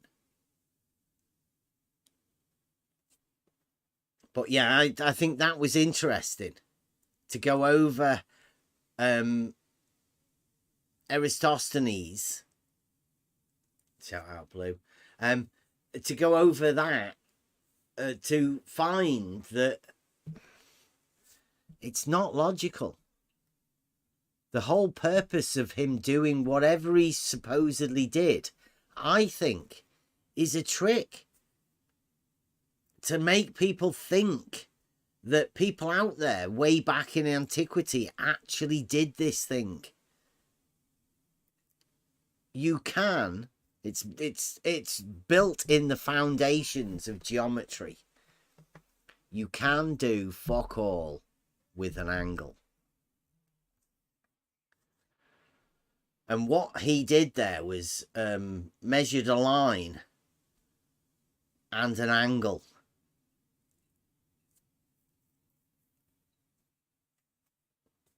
And then the trick comes where they put that angle out the center.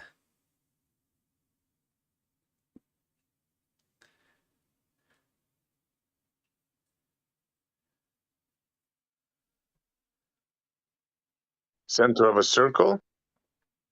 Yes, but not this one he should measure or calculate because in fact he was going to measure circumference of the horizontal circle, not vertical. But how they show this picture, what supposedly Eratosthenes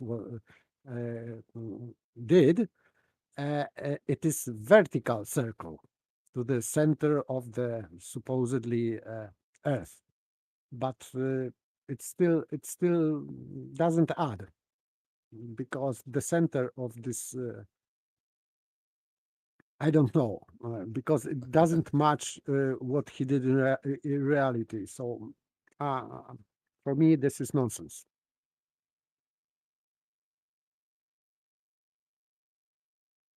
And even given these two assumptions with a parallel sunrise and a spherical shape of the Earth, you cannot prove any of these two using them as premises, because these assumptions are premises.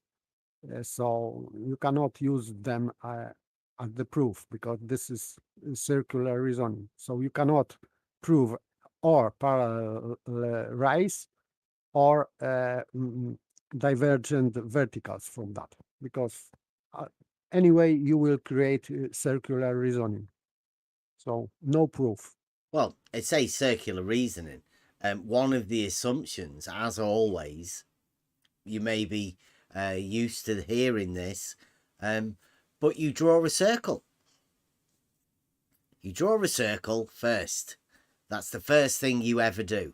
Then you go and bang a stick in the ground and wait for the sun, and then measure an angle. Well, you measure the length of the shadow and calculate. Can you do it in the moonlight? Moon shadow. That's the pros. If you can get a shadow, I mean, that's all it is. You just measure a shadow, right? Or you calculate the angle from a shadow. Now you've got an angle. You then place the angle in the middle of the circle that you got earlier. That's it. That's the problem, because it would be a north pole in modern geography, let's say. So it doesn't match, because Alexandria is not the North Pole, and even ancient Greek knew that, because Polaris is not overhead of Alexandria, of course. So it cannot be North Pole anyway. Well, I don't think it would be the North Pole. It'd only be the North Pole in the AE map. Of course, that's why this is nonsensical. He couldn't measure that way. Well, he didn't. The North Pole wasn't mentioned. He just measured the angle, and the angle is then put at the center of the circle. So all you can assume is that he thought he was at the center of the circle. That's the only thing you can get from this. And since that circle, the only way he could be on the circle at the center is if the circle was like a normal circle that people imagine. An actual 2D circle with him at the center. But then it makes no sense, because he's measured a vertical angle. Surely he would have had the sense to know that it's not a circle like that. I mean, it just doesn't make any sense. And I implore anybody to try and work it out. Ask your globe friends how someone can measure an angle from vertical and then put it at the center of a circle. What does that do? How do you make the leap from measuring an angle from a stick to the center of a circle? Because trust me, that is the trick. Has anybody ever answered that question to me? No. Because it can't be done. It's a, what would you call it? A non sequitur paper. It doesn't follow that you measure an angle and put it in the center of a circle.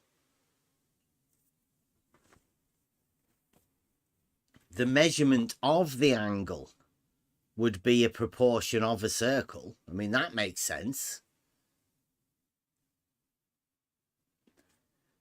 And there's the distance with the pacing. I mean, it's all like wishy-washy nonsense.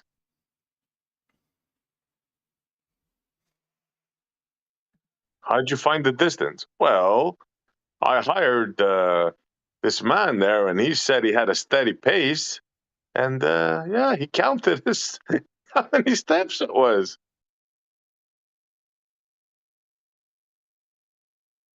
Like nobody bought that one, did they? I don't know. Well, even in the world history thing, it says they already knew the distance. How? Because of the caravans that used to go from between the two cities. Uh-huh. But they had speedometers on them? What? Well, they'd have walked it themselves. They've already walked it. They would know. No way. Yeah. Well, I mean, like, if you take it, right, I mean, can you imagine somebody asking you to go and measure somewhere and you going, well, there's caravans going there all the time? You'd just ask him, wouldn't you? How far do you reckon it is? And then what answer did he come up with? What answer did he come up with? 29.3 miles. Like, if somebody gives you a thing like, well, I walked, and it was. And then what would you say? Would you go, yeah, about 30? Right? Because you wouldn't want to give a ridiculous answer like 4,976.4. Right? Well, that would have been a good one, wouldn't it? But no. Eratosthenes, 5,000. Bang on. Right, exactly my point. Yeah. Yeah. Exactly. Rubbish. Nonsense.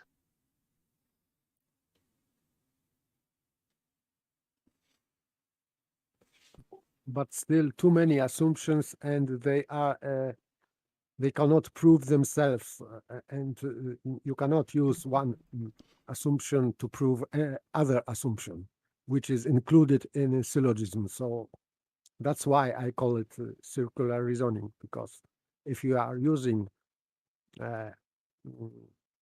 if you are saying that the outcome is in premise already, it means that you are creating circular reasoning. So you can repeat and repeat and repeat this the same. So you are not going anywhere with that. So the circular reasoning is the fallacy that cannot prove anything. Why didn't they use pacers to measure India?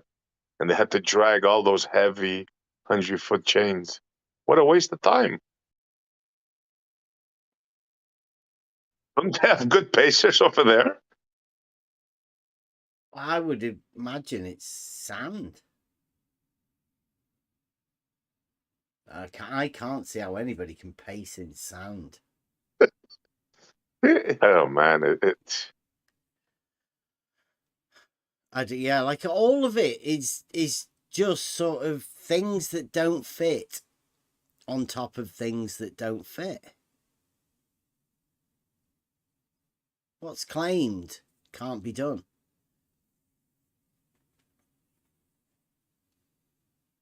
And it's built upon logical inconsistencies. Mic check. Yeah, it's working. Whew. I've had some trouble. Betty said in the chat there he joined the server and waited 5 minutes. Nothing happened. Is he talking about this server? I don't know, but I've had some trouble too. I don't know if it's Discord or what. Yeah, I think there'd be. She didn't didn't appear here because I would see. So oh, he is there in the thing. I don't know why he's. I'll make a comment about those measurements. You know, they say dragon chains or whatever. That's what they did. Why don't we do that now? And the answer is, well, we have more accurate ways or we have easier ways of doing it. No, the answer is we have much more accurate ways of doing it. It would be crazy just to drag. You're listening to the radio, the YouTube. Yeah, you got YouTube on the background on your hot mic. But it would be crazy to drag trains up and down hills and around obstacles and all that these days and try and calculate the distance because we have better ways and easier ways to do it. Absolutely, yeah.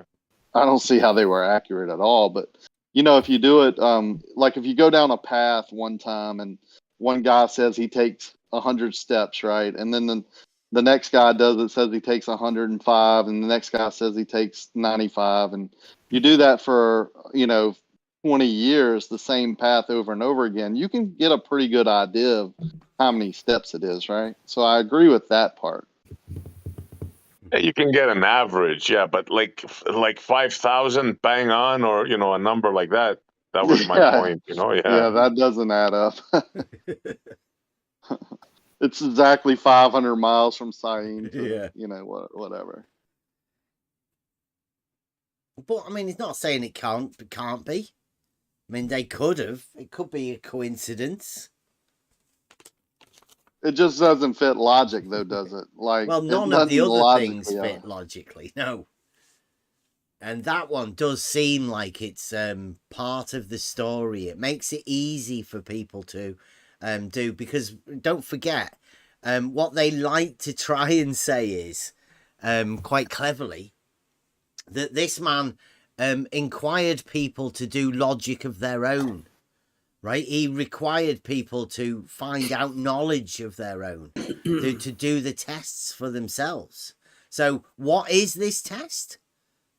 Chucking a stick in your back garden, measuring an angle. Anyone can do that. Science. Measure the Earth's circumference yourself using science. I mean, don't take any of the dogma involved in it. Just accept the what you're given and just measure the angle. Make the calculation. Pretend it's a measurement if you want.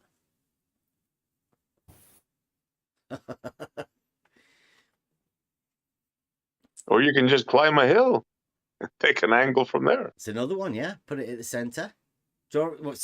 Essie. Draw a circle. Climb a hill. Measure an angle.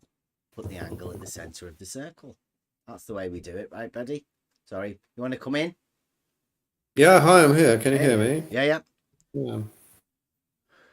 Coming through loud and clear. What do you think of Chaiki's picture that he's drawing in there at the bottom, where he's bending elevation profiles to make them fit on the globe? Where is it? It's in the live chat. He has to do that. I mean, Chaiki's definitely what he wants to be the first. Right now, we know that all of the elevation profiles are on a horizontal. We know that because every elevation profile has a horizontal baseline, and all points of equal elevation on an elevation profile lie on the horizontal plane line. But Betty, look what Chaiki's having to do. Have you met Chaiki? I've chatted to him, yeah. Would you have advised him to start doing that with elevation profiles? So he is curved, right? Yeah, you have to, don't you? Curve the profile to reflect a hypothesis about the shape of the Earth, correct? He thinks horizontals actually curve. He thinks they're circles. He doesn't think that they're straight lines. No, he really doesn't think that. Why is he curving horizontals then in that elevation profile? Well, he's not curving horizontals. He is. That's a horizontal elevation profile. No, it's not. Yeah, it is. It's got horizontal rote on it, Mike. Michael, show you a picture, no doubt. It's a vertical scale and a horizontal scale. That's what elevation profiles are. I'm sure you're right. You can be sure I'm right. Every elevation profile has a horizontal baseline. That's every.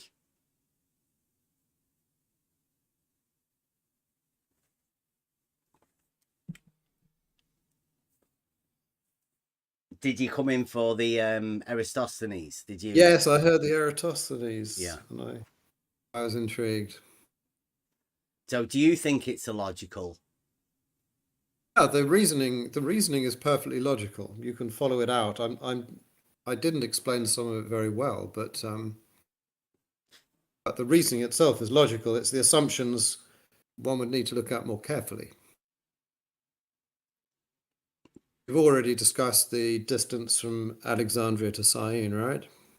Yeah, straight line distance. Yeah. I looked into this, and it's clear you cannot get by land. You cannot get from the two places. You have to go via the Nile because they're both on the Nile, and it's very hard to measure distances On the over water. Nile, there's no way that dude paced on the Nile. They didn't have water walkers pacing that. No, I'm agreeing with you. I'm agreeing with you. Maybe could he not used place row. it. How many rows it takes? I'm You know, not on a boat? disagreeing. No, I'm just kidding around, of course. Yeah, very funny. I see. Very good sense of humor. So that one line would be considered a straight line, wouldn't it? Which line? The line from, where does he start off? Syene? Is it? He lived in Alexandria, and I'm not sure he ever went to Syene. Well, where He was using old maps. He Well, he seems to have never been went using old there. maps. He wrote a geography, right? I think you've covered that, haven't you? And he wrote a lot about the distances between different places, which he gleaned from sort of existing maps. I'm pretty sure he never went to Syene, although we can't know for sure.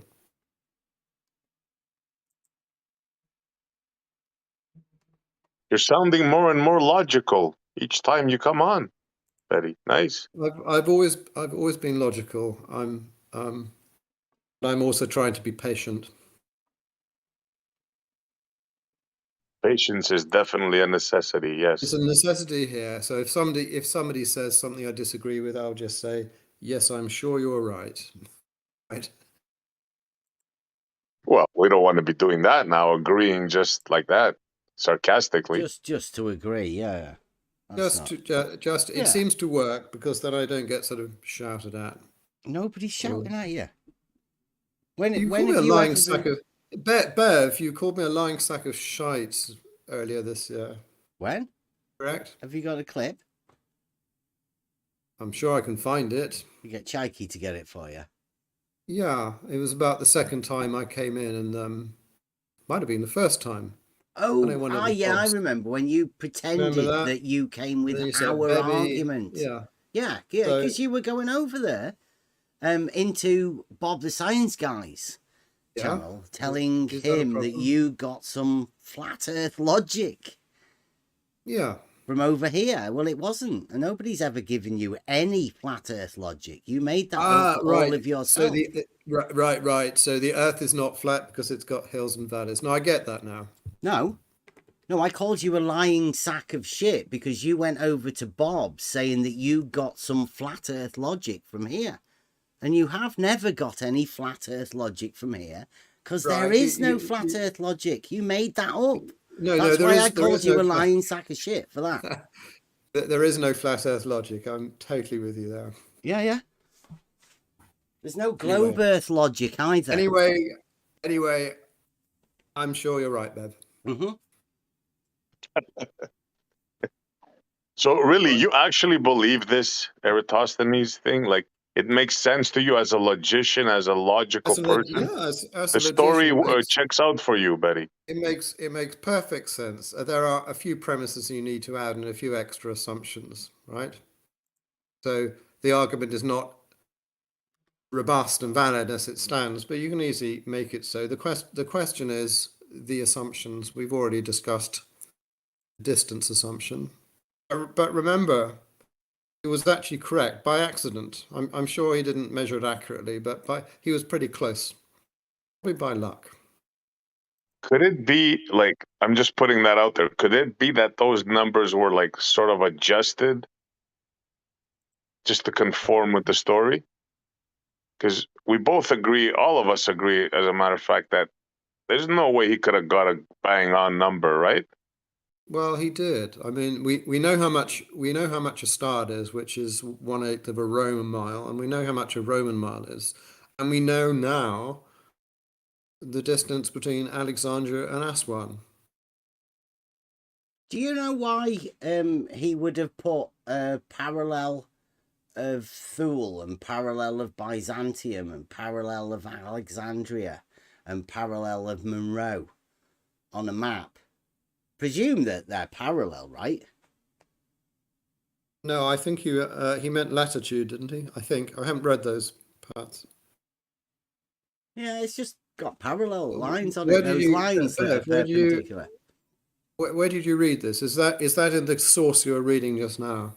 Map of the world according to Eratosthenes, 200 BC. Yeah, well, I don't have it in front of me, so I don't. They're in the I don't know what chat he's talking about. Well, just what you do is you go in Google and you type in Eratosthenes map, Right. and then it'll show you all of the maps, Okay. and it's I got should look it's at got that. parallel on it. I should look at that tomorrow if I have time. Cool. The really key assumption. I mean, the others. I was going to explain similar angles at some point, but I haven't got the diagram. Can I with ask you me. a question then? Sorry, similar arcs. Do you remember we had about a half an hour discussion of similar arcs, and I looked that up. It all makes sense. I'm not sure Euclid actually talked about similar arcs, but I can go through that sometime. Sorry, SE, what you were saying. Oh no, no worries, no worries. Another Going to say discrepancy something. It was on that the I tip of your think tongue. the parallel rays, Betty. That's a big problem as far as I'm concerned. That's a big assumption, and I looked at that, and I still have to look a bit more. I'm not sure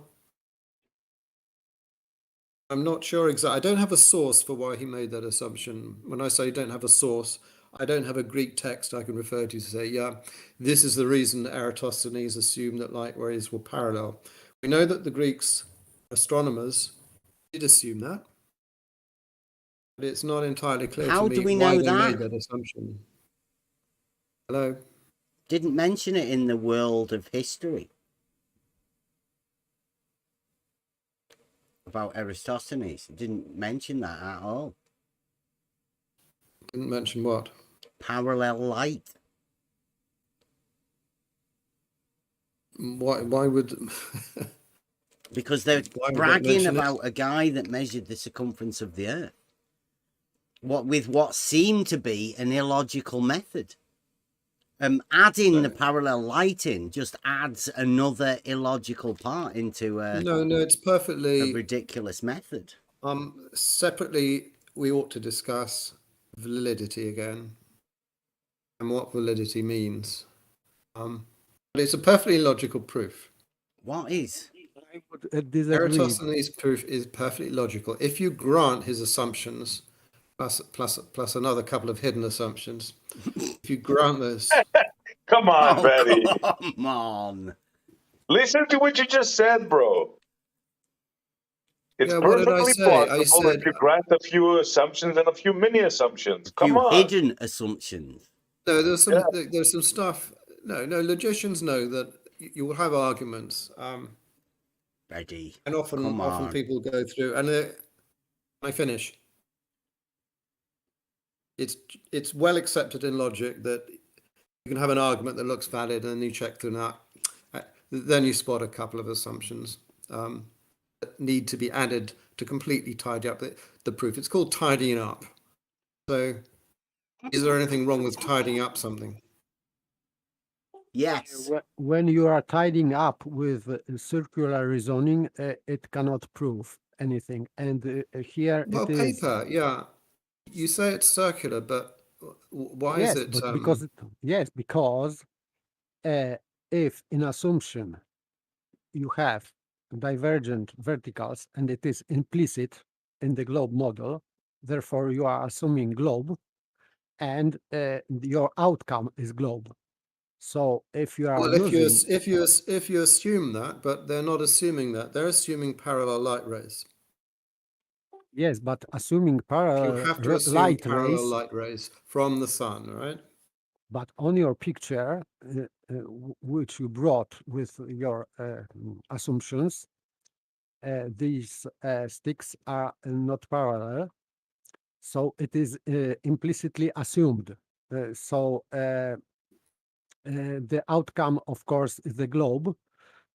And it means that if you have this globe in assumption and divergent verticals, therefore it creates circular reasoning. This is simple.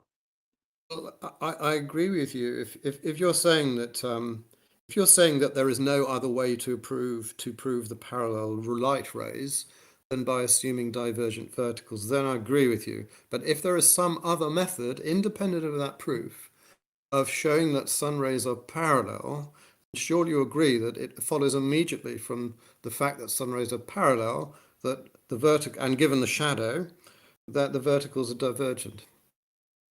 If there is some other way of proving the parallelicity of sun rays. How about if there's a way to disprove it? Sorry? How about if there's a way to disprove that? Yeah, if you can disprove that. I mean, if you can prove that verticals are parallel, then you Yes, can you disprove. can. Of course you can, Of Betty. course you can. That's easy. Well, then, Talking about sun rays. if you can, just let me finish. If you can prove, independently of Eratosthenes' argument, if you can prove that verticals are parallel, then you can prove that sun rays diverge. Conversely, modus tollens, if you can prove that sun rays are parallel, then you can conclude that verticals diverge. Come on, Betty. Yep. Oh, come on. You agree? You can't if be P serious, Betty. You cannot be if P serious, implies man. if P implies Q and P is true, then Q is true. If P implies Q and Q is false, then P is false. Why are you disagreeing with that? It's a well-known. I'm laughing at your implying you can make, if you can make parallel light, then you can disprove geometric parallels. Right. So yes, you're still going for this geometrical proof that verticals. Yeah, parallel, where correct? else do you get proof from? Where else do you get your proof? I mean, I know you don't have any proofs, but where would you assume to get proofs Well, from? I don't. As I showed in several different ways, that there is no logical proof. There's no proof from logic alone that verticals are parallel. Yes, there is, Buddy, because geometry is logic. You Well, keep no one's shown seem to me. keep missing that. No, I'm not missing that. No. Okay. Vertical. You do know that vertical and horizontal are perpendicular. That perpendicularity is geometric. If X is vertical, it's perpendicular. It hangs. It converges with a plumb line. And there is a line you can draw. In fact, there's an infinite set of lines you can draw which are perpendicular to that vertical line, and those are horizontals. Yeah. Mm-hmm. And I any do not horizontal agree. plane will have a perpendicular to that, Yeah, because but of perpendicularity. I do not the way agree. it works. I do not agree that all verticals. I do not agree that every vertical is perpendicular to every horizontal. That's the point. That's the point you simply cannot get. Mm-hmm. Sarigaki tried to prove that, but he couldn't. He couldn't prove what? He tried to prove that every vertical was perpendicular to every horizontal. Geometrically, And he gave this, yeah. Of course he can. He gave this. No, not geometrically. Yes, logically. geometrically. That's where it's proved. And Every geometry is vertical based upon logic. So you make the logical statement and then you prove it using lines within geometry. That's how it works. Right. Well, let's see the proof then. Let's The see it laid out formally. perpendicularity of vertical and horizontal. No, logicians do not accept. They will only accept a properly formalized constructive proof. But as I said Sarigaki before. gave it to you. It's been there. No, It's one it of was the first fallacious. simple. Why? What was fallacious about it? It was utterly fallacious. I gave 3 separate presentations on What the was fallacy of fallacious about it, please? I know last time you came in, with Saragaki. Yeah. You said it was fallacious, but you didn't name the fallacy. You didn't point at where the fallacy was committed. You just it was the stated fallacy. blatantly that there's a fallacy, but you didn't claim it. What is the fallacy, please? It was the fallacy of the illicit minor. All cats are mammals. No, vertical, horizontal. He didn't mention All cats cats. are No, mammals. Betty, he didn't mention cats are cats. mammals. No, you All did cats this are last fish time, brothers. Betty. Do it with his argument: vertical, horizontal, perpendicular. Well, that's another thing I don't have time now. I've Yeah. got to go in a Go on, minute yeah, or two. okay. But Best you go then. we need to discuss validity. If an argument is invalid in one instance, it's invalid for all instances. So if the all cats are mammals argument is not valid, it's not an instance of a valid schema, then whatever you substitute for the terms of an argument, you're still not going to get a valid argument. Vertical and horizontal are perpendicular, Betty. Everybody knows that the perpendicularity forms a grid system with parallel lines forming that grid, where all of the lines are perpendicular to the other lines. Every one of them. The entire grid. Everybody understands what that grid is. Now, there is a proof to say that if one of those lines on the grid is vertical, then all of the other lines will also be vertical, the ones that are parallel to it, and all of the ones that are perpendicular to any one of those verticals will be called horizontal. And you can do that with either the horizontals or the verticals, geometrically, mathematically, logically. What you've proved is simply that if we're doing plane geometry, then we are doing plane geometry, aren't we? if we're doing plane geometry, and because Eratosthenes would be working from Euclid. Yeah. So that's the only geometry Every that line, there is right there. That's the only every geometry line, they have. I'm trying to speak. Mm-hmm. Every line that is perpendicular to some line A, yeah?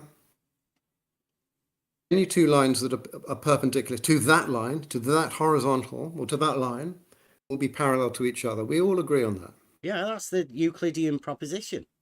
Yeah, that's Euclidean. Yeah. In fact, any two straight lines that are perpendicular to a plane, to the same plane, right? To the same plane, will be parallel to each other. Yes.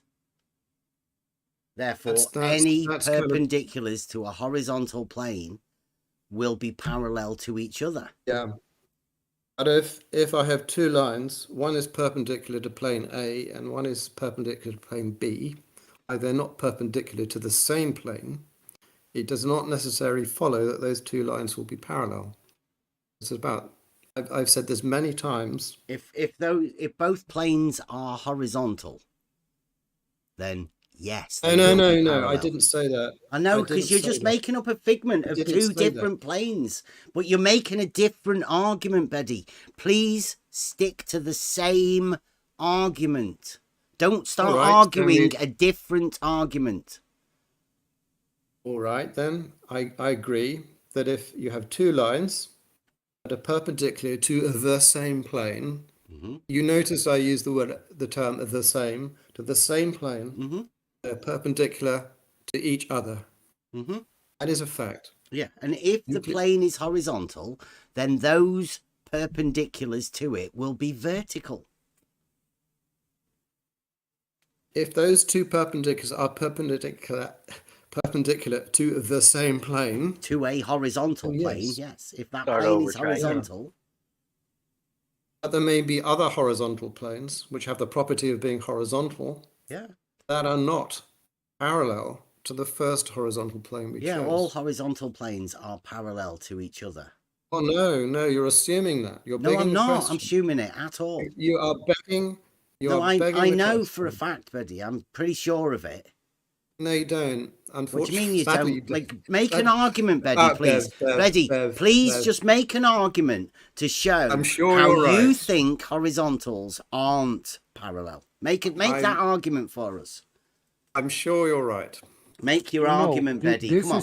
This is the point where you are creating so-called, not really illicit minor, because you didn't say that, but I infer from that what you said, that this illicit minor would be that in Sargaki's proof that all horizontals. So, and you disagree because you exclude some horizontals from being parallel. That's your illicit minor would be for me, but you didn't say it. Did I understand you well? I'm sure you did, and I'm sure you're right. You are just agreeing for a sarcastic statement, or you are really agreeing? Because you I'm didn't. sure, You have no choice but to. I'm sure you're right. Because you Betty, didn't. wait a minute, Paper. Betty, that's childish. What you're saying is you can't disagree because you know it's true. But you're trying to make it out. You're trying to get a little cop out where you're saying it for your friends, where you're agreeing, but you're saying it with a little smirk, right? But I'll tell your friends now, you cannot disagree with what is being said. That's why you're doing this. You're agreeing because you have to. You can't disagree. Again, I'm sure you're right. Now, seriously, when you start ranting like you do, and I can't get a word in edgeways, that's all I can say, isn't it? You've I'll been come able back to say lots sometime. of words. Bev, I will come back. I mean, you're not right. I'll come back sometime. That wasn't me, Betty. That was someone else. Sorry, someone else. What? Yeah. There are other people that are allowed to speak here.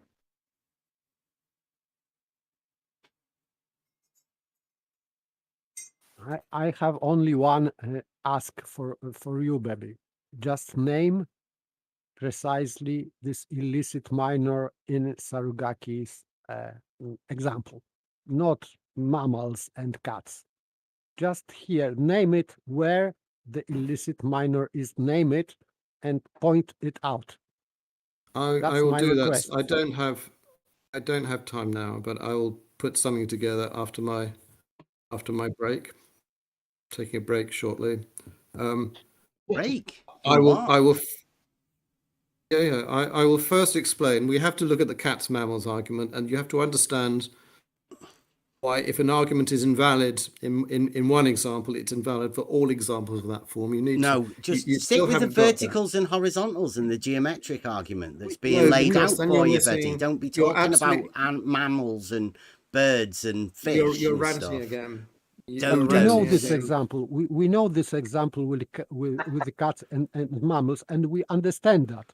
We know how it works. So you don't need to explain to us how this example with the mammals and cats works, because we know. Okay. But we don't know Explain how to your it works. friends. Yeah, explain to your friends how the vertical and horizontal argument You're shouting, works. Bev. Please I'm not stop shouting shouting. at all, Betty. You are shouting. Are you feeling threatened, Betty? No. Good. I'm not shouting. I'd just like you to stick to the actual argument that we're talking about, not some other argument that you want to try and tell everybody else that you want to feel superior about some simple argument you keep going back to. It's like the only argument that you know. Paper, could I ask you, are you familiar with the concept of a valid schema in logic? I don't know the name, but just I think that you are just strawmanning a little bit. No, that's really important. It's crucial. You don't understand logic at all. More important than all horizontals being parallel to one another. Oh, God. We could do just one step by step. So I would like to do it step by step. I would like to explain the idea of a schema and of placeholders, so we can understand what those are. and then understand how that idea of a schema applies to all of logic. It's the single most important thing you know. It's the bridge of donkeys, logic, the idea of a schema. Aristotle introduced it. I'm surprised you seem to have some classical learning paper. I'm surprised you're not familiar with this. Surprised you haven't brought it up before. It's the single most important Surprised thing you in haven't started logical talking schema. about it. So we We are talked about segueing. validity. I talked about schema the very first time I presented here. Yet you still haven't presented it. You just keep going on and on and on. Dude, No, I it's like, presented wait a it minute. and nobody We'll just listened. point out Beddy is the proofless logician, which means he doesn't have an argument. So Beddy is If you're going showing to us insult here me what again, sophistry is I have around offered. arguments. I've offered to spend some of my time teaching you some logic. If you do not want me to do that, then that's fine. I'll go. Okay. But we were talking about Sarugaki's proof, and you didn't point out this illicit minor in his example. So we are still waiting. That's what you fail to understand. If you don't, you still don't understand what a schema is. So I mean, But you will I can come back. I can Let- come Can back. you us- show let- us? let Can you him- just let at him least just tell tell us us about why the it's schema. important, No. the schema, please, Beddy? Go. Yeah, because it is a proposition of logic that if a schema is not valid, i.e., it instantiates no instance of it gives you a valid argument, and whatever. So I said every A is B, every A is C, therefore every C is B. That is not a valid schema. It is a proposition of logic that any terms you put in place of A, B, and C, any terms you like, will not give you a valid argument. That's a theorem of logic. Give It's us one of the most- an example. Well, every cat is a mammal. Then you're going to shout at me, aren't you? What? Don't give us that. We've seen. Paper said he could see why that was not valid. Well, No, you just said every cat is a mammal. Give us the rest of it. Like, lay it every out cat for is us. a mammal. Every cat is a fish lover. You conclude every fish lover is a mammal. That's not a valid argument. And the reason it's not valid is that it does not. It is an example of a schema. Every A is B, every A is C, therefore every C is B. It's an example of a schema that is not valid. Yes, but what it doesn't relate to this example. Yes, with it does, music. because, No, I will explain why. All Because right. cats Okay. are species, and mammals, you would say that it would be genus or subgenus. You are equivocating species with genus, and that's why you have your equality. But this is invalid equality. That's Right. why Well said, you cannot Paper. equivocate A with B with C, saying that cat are mammals. So A is B. This is false equivocation. You cannot say Yes. that. The conclusion was every C is B, which is invalid conclusion. Yeah. Well, It every doesn't fish matter. lover I'm is a talking mammal. about two. Yeah, but what But you're would claiming, any of them fish lovers be not mammals? well, it doesn't matter. The point is, But it's if a- everybody that does love fish is a mammal, would that be hold true?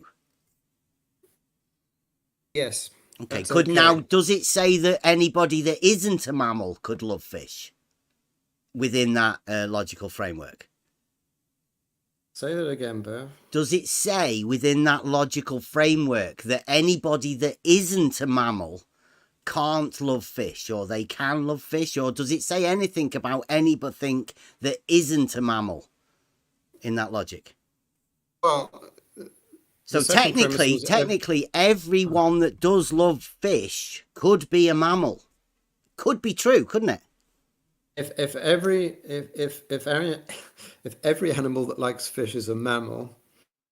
Sorry, if every animal that likes fish is a cat, and every cat is a mammal, then every animal that likes fish is a mammal. Correct. Yeah. Would that would still be true then, right?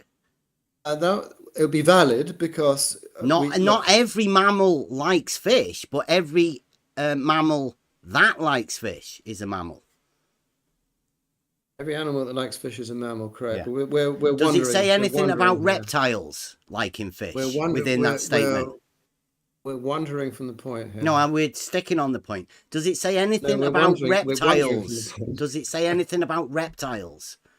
No, reptiles does not occur in that Okay, argument. so reptiles could still like fish, and that would be outside of the logical framework that you've just stated. I'm not sure what you mean by logical framework that I've stated. Well, you said go on, go with your statement again. Right. Because you said it was false, but it could be true. No, I said it was invalid. Mm-hmm. Meaning? The schema was this. So a schema is where we use letters instead of words. Okay, right. But every A is B. So what form of For logic God's is sake, it? do you mind if I go? As soon as I open my mouth. Yeah, I see. Because you're talking about logic that we're not talking about. Okay. Can I speak? Are you talking about Saragaki's logic? Are you just making up a logic that is invalid so you can tell us about the logic that is invalid, that relates in no way to anything that Saragaki did or any of the logic that we do? I'm not doing that. I was taking his argument, of which I have a screenshot, and I was formalizing it.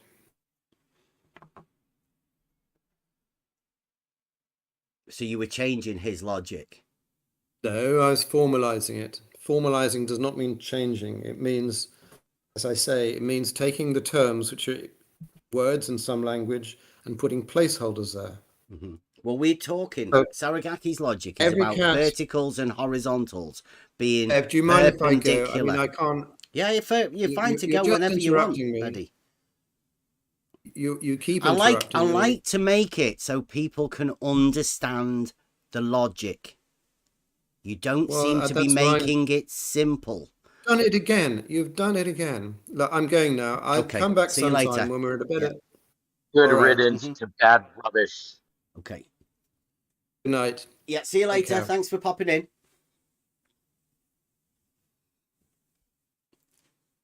I don't know why we spend our time with that guy. Well, because he's the globe logician. He's told the globe side that he's the logic man. So obviously he has to come in, but the awkward position he's in is that there is no logic to the globe. He just has to pretend sophistry, but his sophistry is particularly around logic, in which he states logical arguments that nobody ever makes and argues against them, and then pretends that he's the one teaching us about this simple logic. But he's not. He's teaching his friends, all of the globe guys out there, how to argue against logic, I think, using sophistry. Notice how we left from the Eratosthenes thing where we found at least two problems, right? At least two of them. He switched it. Yeah. He had to admit, and he admitted, it is recorded, that it would be a circular reasoning. Yeah. So immediately, I would say normal logician would know that it dismiss argument. This is the dead arrival argument if it is circular zone. So there is no point to discuss it more, because it is dead, beating dead horse. If the circular reasoning is spotted there, and is spotted because premise is in outcome, and vice versa, so there is no discussion about Eratosthenes.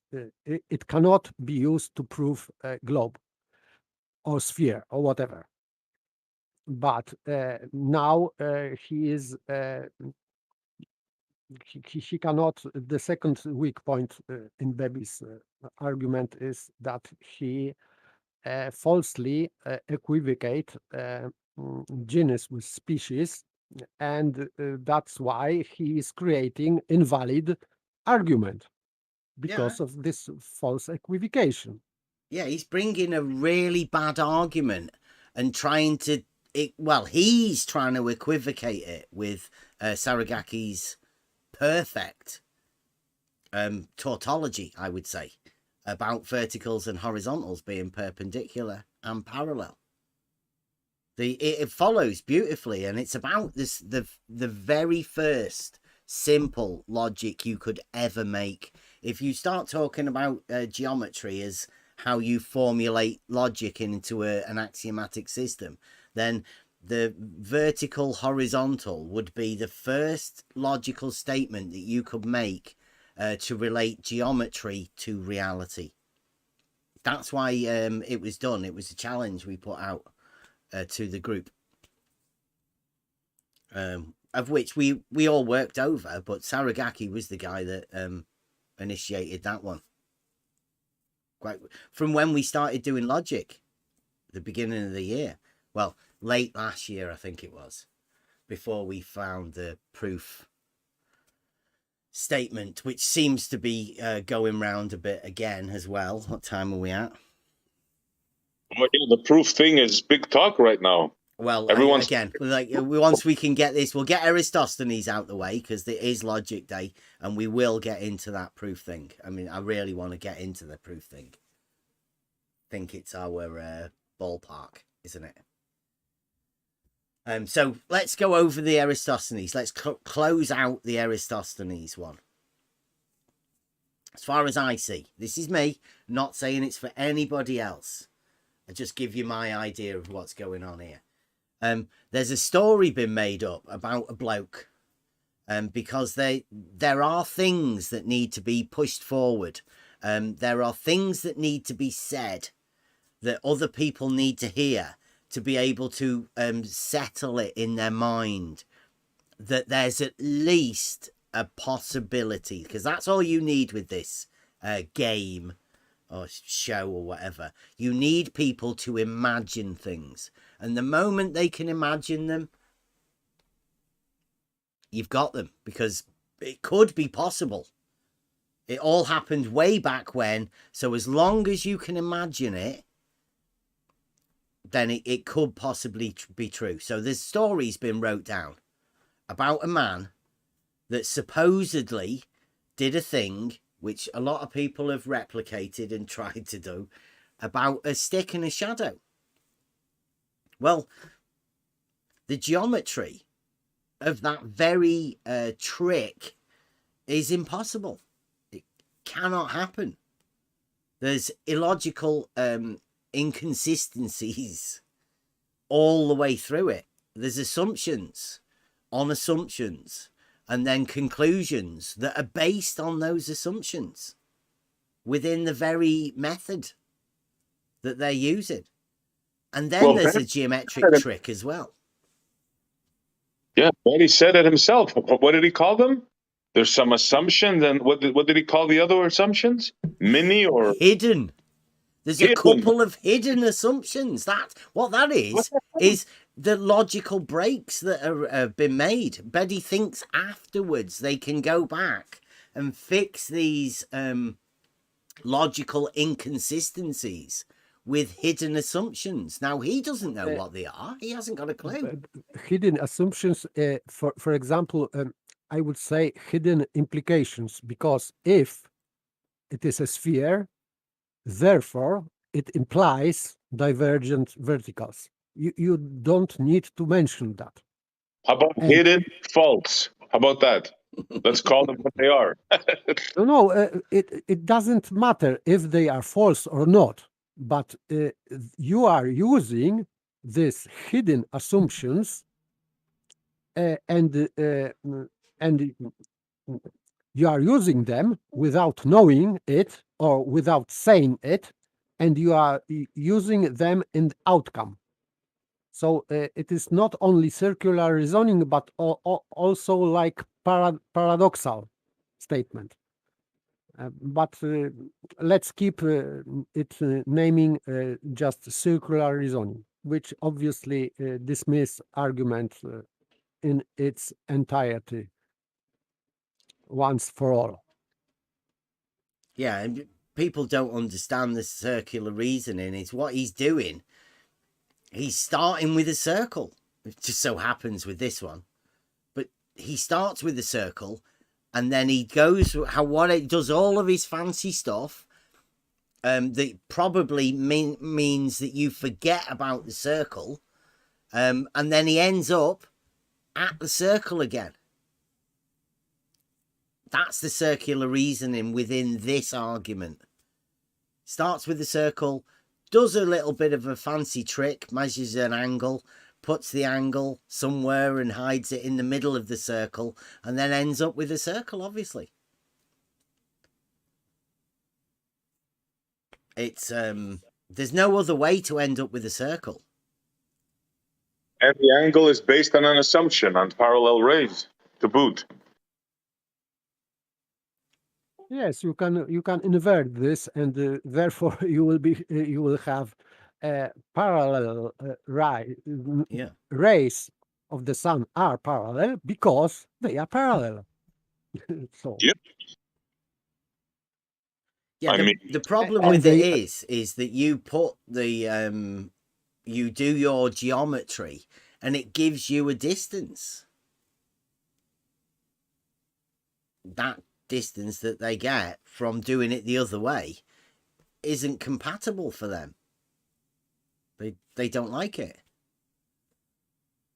yes, of course. That's why they have to assume this parallel lights because they need this huge distances. Yeah. Because without it, model wouldn't work. That's why.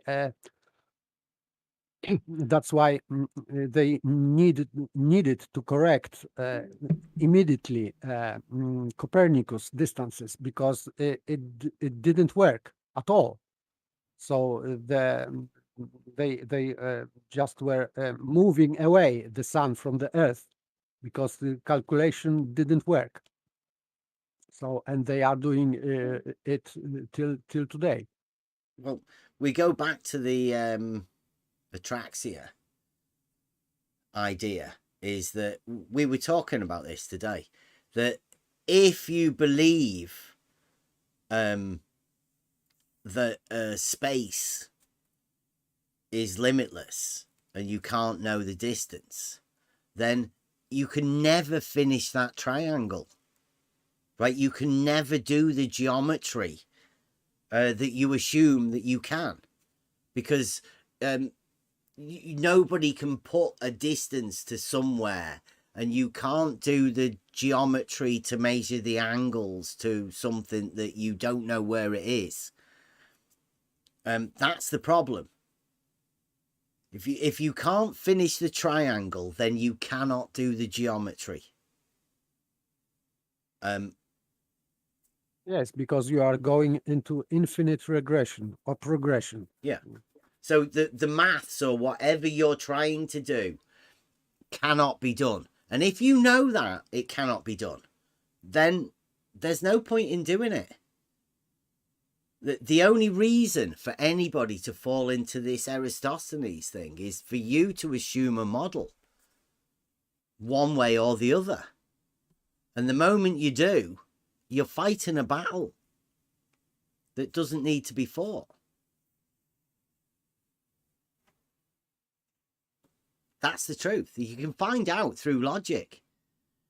You know through logical argument that this thing can't be done. Yes, you can measure an angle, and yes, you can measure a distance. That's all you've got. That and a light in the sky.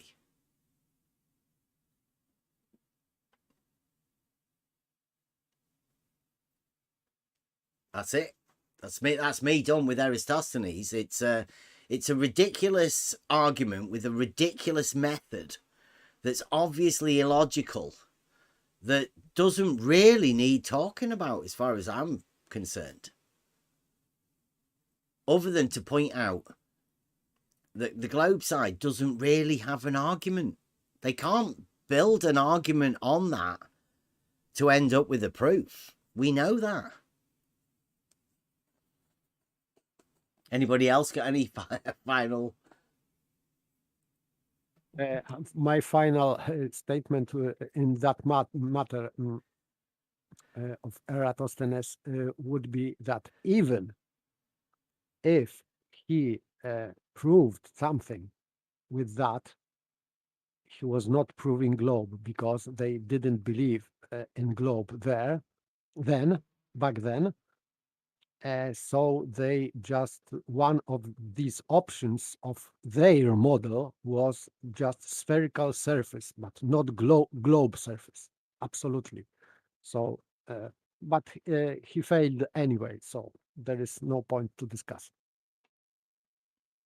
I'd like to say that the argument dies before it starts. You could even kill it at the sun, because their argument, well, the thing is, the sun is supposedly a sphere, right? Now, there's no flat surface on a sphere as far as I'm aware, right? So I put to you, can a sphere produce parallel rays? It's possible. Well, their model has it as a sphere, right? Yeah. Yeah. Yeah, I'm playing with their model, of course. They are Yeah. arguing that this part of rays which are is coming to your eye or is and I could agree with that because but it's Close. not It wouldn't parallel. be parallel. The It would be clo- close. Yeah. Almost. yes, but That's hey, almost. wait. This is not the end. But of course, if the sun is a sphere or a ball, of course, this light is dispersing everywhere. So it's diverging. Exactly. It's going everywhere. But from this big distance, the light which is coming to your eye is divergent. Yes, divergent, because this part of light, which is, this is, of course, so there is another funny thing that divergent light is coming to your eye, as convergent. Funny, many funny things in this funny model.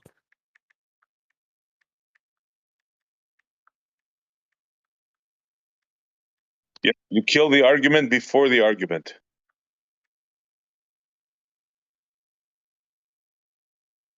It's like saying, let's go swimming, but we don't have water in the swimming pool. Well, you ain't going swimming. The cement pond is dry, boy. Right. Anybody else? Can we put to bed Eratosthenes and then never bother mentioning that dude again? Because he's not real.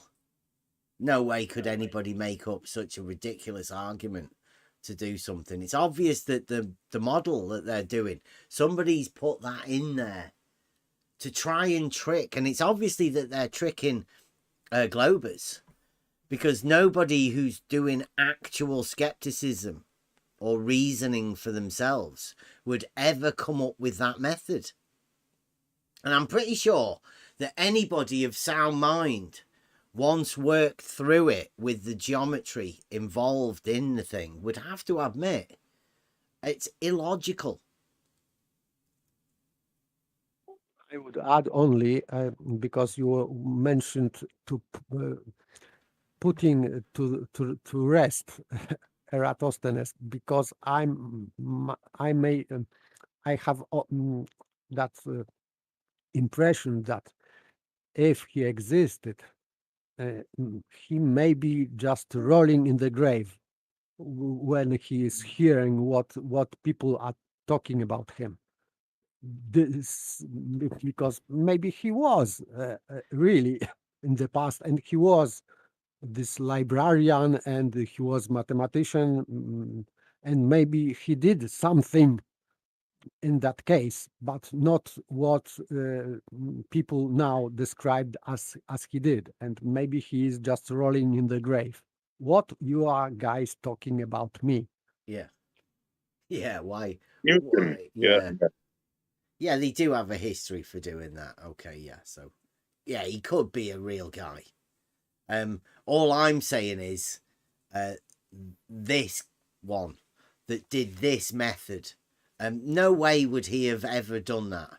Using the geometry that they had back then, he couldn't have possibly done this. He couldn't have derived a curve from this. It's impossible. And they'll tell you. Globe Gang will tell you. They cannot make this argument for this guy. They don't know how he managed to do what he did. They could do the geometry, or they could do the same method that he did by placing the angle in the center, but there is no logical reason for anybody to do that. That's what I think is the trick. People have been fooled by something that just literally wasn't.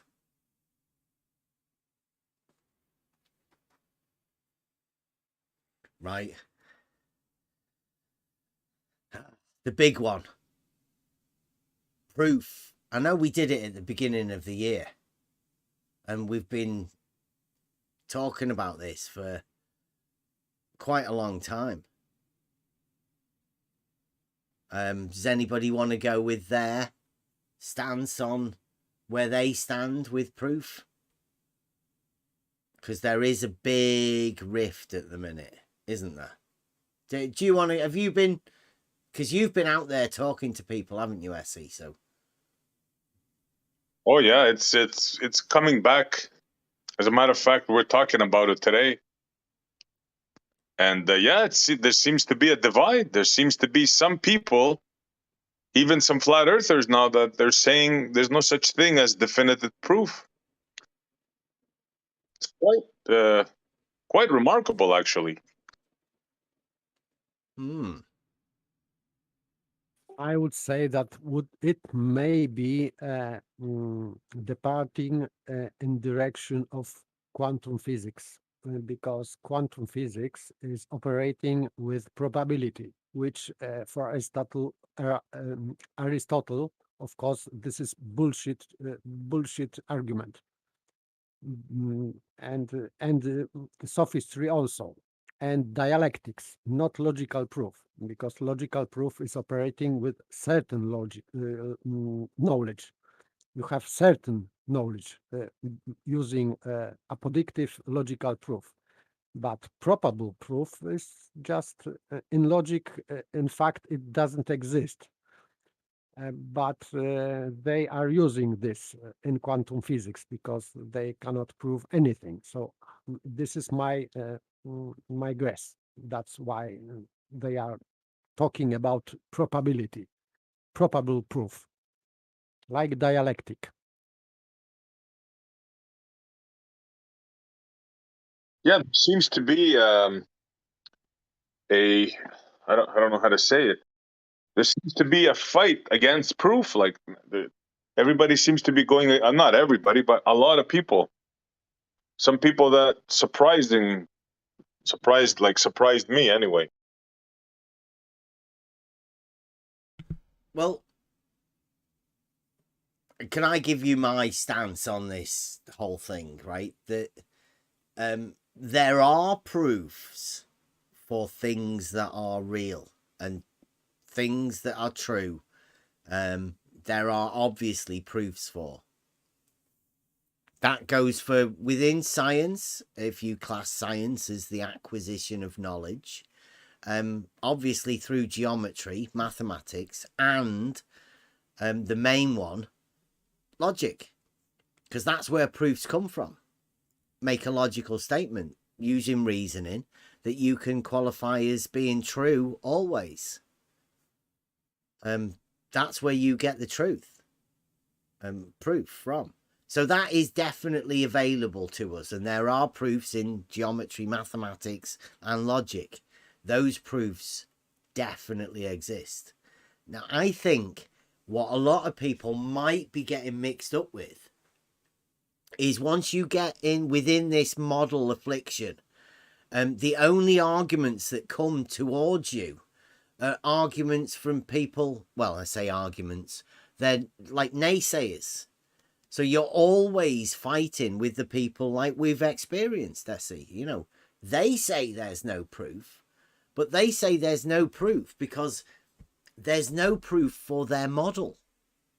So therefore, they can't have any proof. They can't have proof existing and also have no proof for their model. That would be admitting that they have no proof. Yes.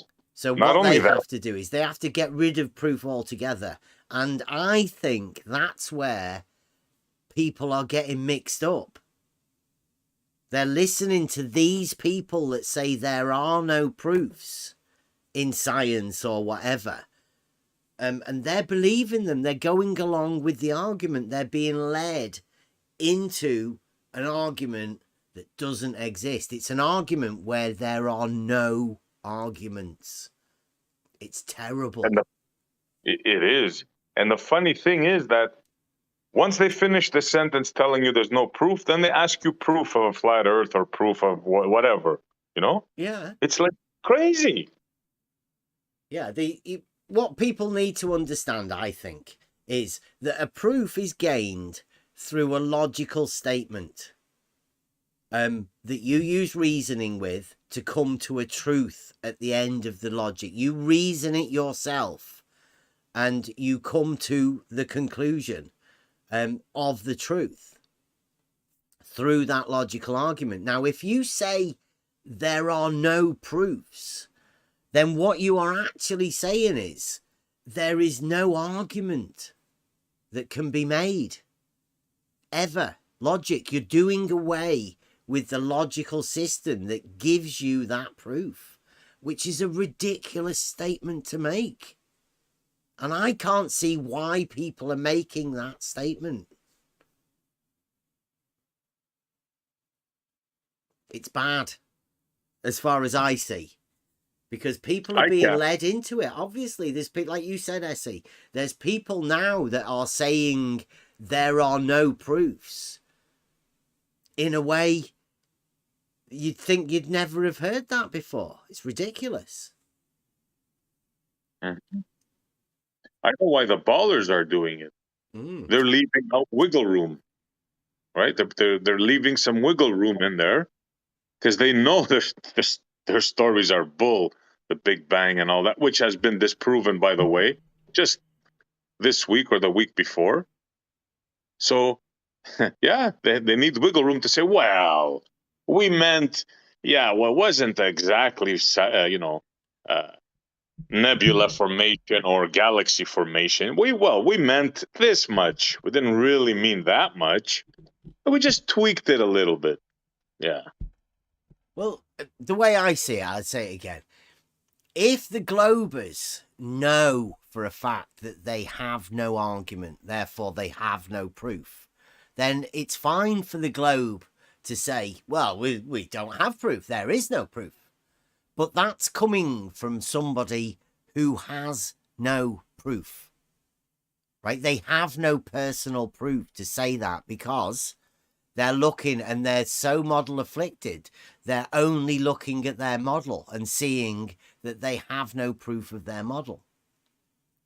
When you hear a flat earther say it, I hear the same thing. I have no proof. Therefore, there can be no proof. Obviously, the Earth's not flat. How can you have a proof of a contradiction? If you base everything around a model, you're always going to be fighting, and you will probably end up saying there are no proofs. And then they say, at the same breath, but our model, unlike yours, which you don't have one, our model makes predictions. Okay. Isn't that like you're trying to say that your model proves something? I mean, I could be wrong on that one. Yeah. Again, this is one of those things that I would love to have a discussion with anybody on. We do regularly have chats about these sort of things, and this proof thing, is going to be a big deal. I mean, there's a lot of people, they've already made sides now. And as we know within this arena, Bunny is, once people have said something, once they've laid it down, it's very hard for them to turn it around. And if people are saying there's no proof, what they're saying, there's no argument.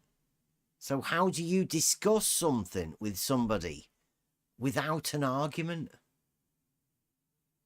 I'd say this arena's lost. And like Arwin said, we're out of it, which I think we are, because if there's a group of people that don't have an argument, they can't find a proof, then they're never going to accept anything that we say. They're never going to accept a logical argument. And if somebody can't accept a logical argument for discussion, I don't know, what's the discussion going to be about? I just thought of something. If there's no proof, there's no proof for them, right? Mm-hmm. Then they can be globe.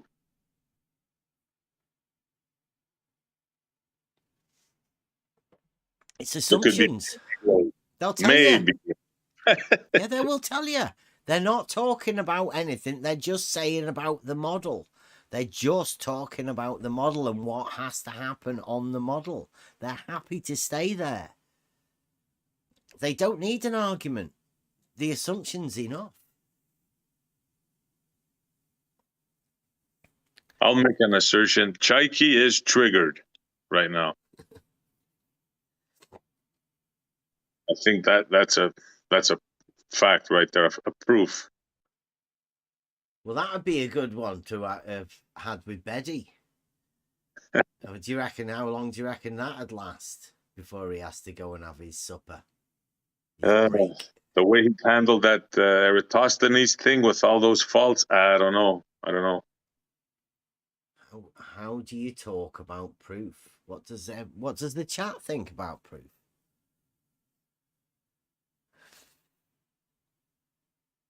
Who actually has their own proof? I mean, who knows a proof? The acquisition of knowledge is, how do you gain knowledge? What's it about?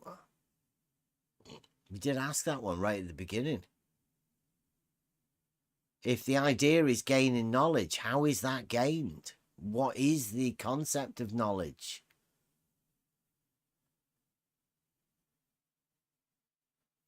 I'd say you get it through proofs, and I feel lucky enough to have them proofs, and I feel lucky enough to have been on a journey. Probably a tough journey for most. But I'll show you something we can prove, Chaiki. Come in.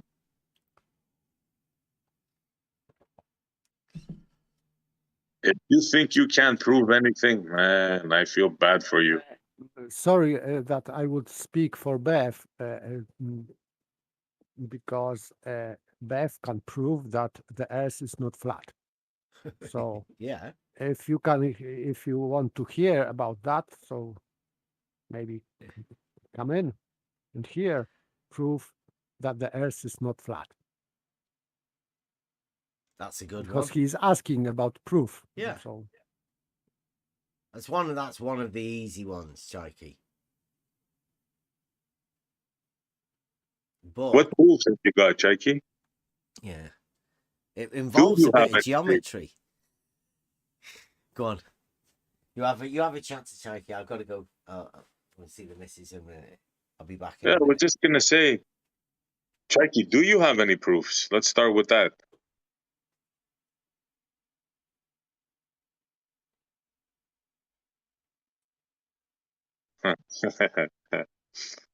Let's see what Chaiki has.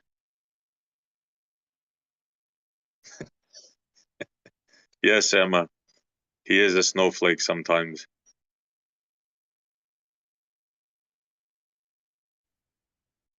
A heart? What?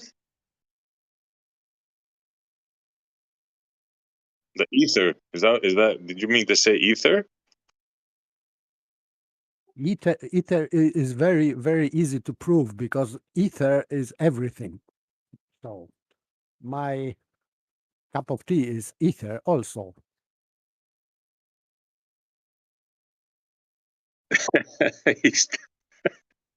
Are you on his payroll, Chaiki? Come on now, get over that. Everybody who saw that debate knows there was a lot of double speaking going on, Chaiki. Come on. You know that. You're just trying to create drama with me and my buddy Blue. But it's not going to work because we're buddies, so.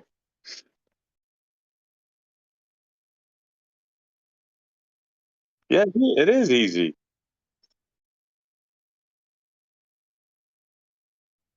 So what's your proof, Chaiki?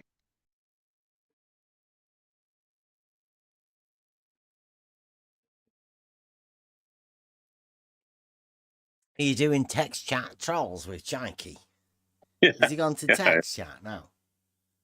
He doesn't want to come in.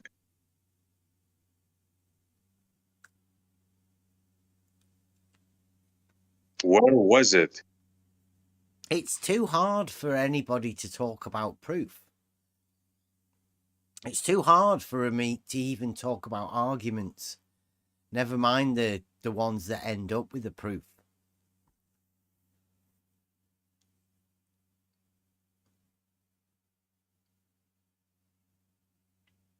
And Chaiki's not the best. He gets a little bit too triggered at the minute. He's really triggered about this double speaking thing. He's the one that gave Blue Marble the picture that made me 350 foot tall. Chaiki's responsible for that. Yeah, but you get to put me on 100%. I know I can't be heard. You can hear him. I can hear you good. What are you talking about? Stop being a prima donna, Chaiki. So tell us your proof. What proof does Chaiki hold for himself?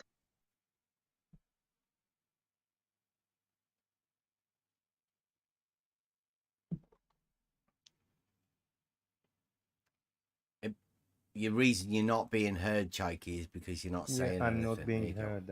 I can't speak. Then I can't being heard. There's no point for me to speak. You're whispering, Chaiki. Well, you guys on YouTube, can you hear Chaiki? That's fine. I don't care what I listen to myself afterwards. I don't hear myself. Beth, turn me up to 100%. Is everybody there? Can you hear Chaiki? I can't hear. He's got his ears are going apparently. No, I can't hear Chaiki. What you have to do is turn it up, Chaiki. You No, can't hear. Did you just use a third person Then for yourself, I can't, Chaiki? I can't hear. I can't turn it up because then you'll blow my ears. I want to be heard like anyone else. On You 100%. can be heard, Chaiki. No, I don't. Yes, you can. Well, you don't. Somebody in the YouTube chat, tell us that you can hear Chaiki. And if you don't want to hear Chaiki, also let us know that, one or the other. If you can hear him and you don't want to hear him, let us know. If you can hear him and you do actually want to carry on hearing him, let us know that too. Otherwise, I'm fucking done with this boring shit. If I checked YouTube, Chaiki, please. I don't care what you say, Paper. Chaiki, I can hear Beth. I can hear Beth and you at the same level. At the same level. Same level. You understand? You and Beth, for me in YouTube, you are the same. Yeah, you same sound level the same of loudness. Chaiki as well to me. This is the same level of loudness is Beth and you on YouTube for me. Finally left. I can't believe it. He couldn't hear himself, but everybody else can hear him. Like, I don't know what's up with him. It's proper snowflake. Okay, What's be happened right to him? back. What has happened to that? That was it. Wow. He couldn't hear himself.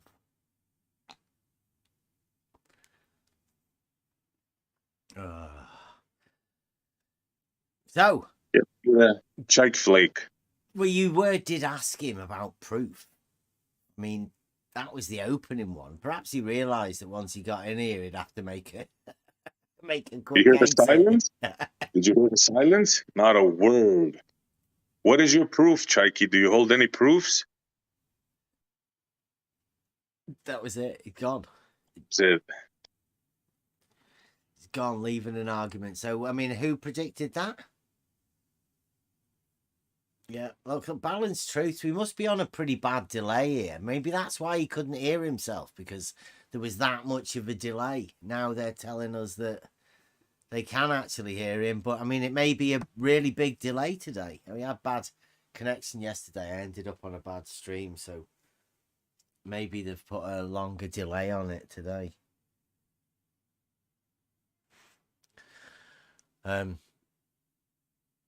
Nice one, Chaiki.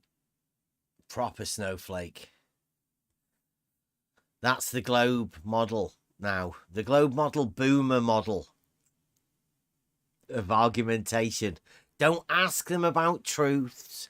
Don't ask them about proofs. Don't ask them to give you an argument.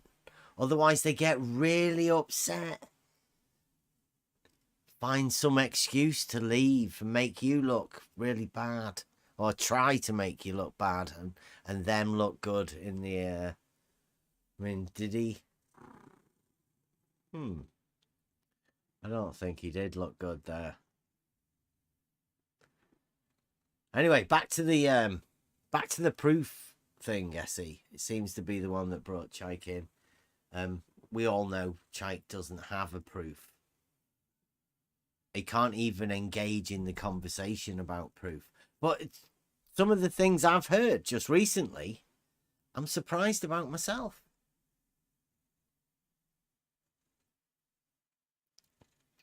Yeah. Today I heard some stuff that I couldn't believe. Well, where have you been? You've been over Geos, or did you go to Gems? I was over at Geo's. And then obviously there's plenty of people there on from all sides, right? How many? What would you say the percentage of the thing? Because I think it's all based around this ether thing, right? And because of that, there seems to be two different camps. Or could you say three? Like, what does it go now? Does this ether thing split people into two groups? Well, I would be in the third camp, because I would say something like either side. You can't. There's no way to know for 100%. Agnostic. Yeah, I'll go agnostic on this one. So there's a like a Gnostic view for, Gnostic against, and then agnostic. You can't know, sort of like a religion thing, right? Strangely enough, I don't know how that happened. Yeah, kind of like that. But can that be related to the globe flat model thing? Where people are being given choices. It either is or it isn't. Whereas you can have the opinion epoch, right? That's Suspend the one. judgment. I'll take that one. Yeah. On the ether. Yeah, well, that seems to leave you in a good place. It seems to be the bit where you get to be the most serene. You get the calmness at this position. Like, what is it you're talking about? Because that's what my idea at the minute is. Formulate an argument around it. And if you can't formulate an argument, then it seems like you're not really talking about much. You can't put your finger on anything. You can't make an argument about it. You can't state what it is that you're making the argument about. Or even the point to the argument. It seems that the ether has brought out the proof question to everybody, and I'm liking it a lot. All sides are thinking of this now. Wait a minute, how the hell? What is proof? Yeah. So how we started the year. Going to start it and end it on the proof. I did say that. Takes a while. Takes a while. See, this guy's talking about ether. This guy's saying there is no ether. But can any of them prove it? Well, actually, I should rephrase that. It's the one that makes the claim, right? That has to prove it. Well, yeah. I guess. But the proof would require an argument. What is the argument going to be? How could you formulate an argument around it? I mean, I wouldn't, because I'd say you can't formulate an argument around it, but you'd hope that people that are going to argue for it would be able to present a case where they present an argument in favor for it. I've not been around, to hear, because I've been around this arena for, like, let's say 4 years. Other people have been around here for longer. I'm not aware of this argument being done this way, because this is entirely within the flat earth side. There's an argument ongoing about the ether within the flat earth side. Yeah, Earth, interplanetary Earth wars. Yeah. Well, I thought originally it was an argument for the globe, right? Ether wars, yeah. But now it's shifted, and it's an argument within the flat earth camp. It's gonna split up the flat earth side to 2 different groups. Very strange. Very strange indeed.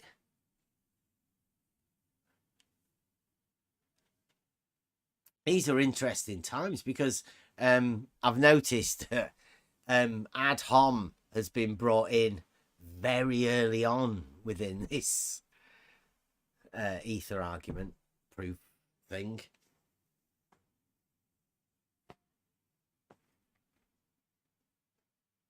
It's very interesting. And the ether argument? Yeah, go on. What's the repercussions? Because we all know what we're talking about. Jaren and Whitsitt and Nathan Oakley and crew, FED. These are the battles going on now. But how does that play out in the let's call them the lower ranks of the pawns, the worker bees? How does that play out, Essie? Come on. How did it play out today? I don't know, to be honest with you, how the people you see some people are agreeing with the ether, and then you see some other people against the ether. I really don't know where most people are. I think most people are keeping quiet, like they don't want to they don't want to pick sides, it seems to me. I don't know. Well, if you pick a side, you've got to upset one side. And the way it's been going and the name calling, right? You're going to enter into that, because it's been... Well, there's a third option. The one I took. I have no clue what this ether is. I'm not going to argue for or against it, because the way I see it, it's like arguing for or against a unicorn, to be honest with you.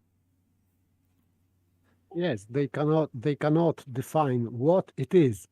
So if it is we don't know what it is. So what's the point arguing? But they still proponents of ether, even if they don't know what it is, they are arguing what it does. This is funny part. Yeah, to me, it makes no sense to argue about something like that. I don't know. Maybe it's just me. Me too. Ether's flat Earth gravity. Exactly. That's what I was about to say. Well done, Rob. Yeah, it's been shifted. It's somewhere where it doesn't belong, because it was brought in originally from Michelson-Morley, wasn't it? That's when that was when the rift was brought in with it. They like dispelled it at that point there, at the expense of movement. That's right. Right. Exactly. So they found no movement, and in turn made the great thing of getting rid of the ether, so that they could have movement without measuring movement. And very fucking strange. It's like that bit's illogical, isn't it? Yeah. I couldn't have said it better. Yeah, like that exactly. So if that's how it came around initially into the argument, how is it going to go this time? Because I think this rift is the same, isn't it?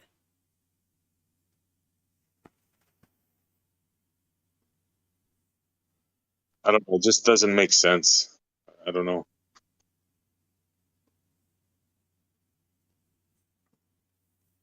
Well, like I say, I'm happy with the proofs that I hold for myself. I'm in a good place. I think I'll be with you as well, Essie.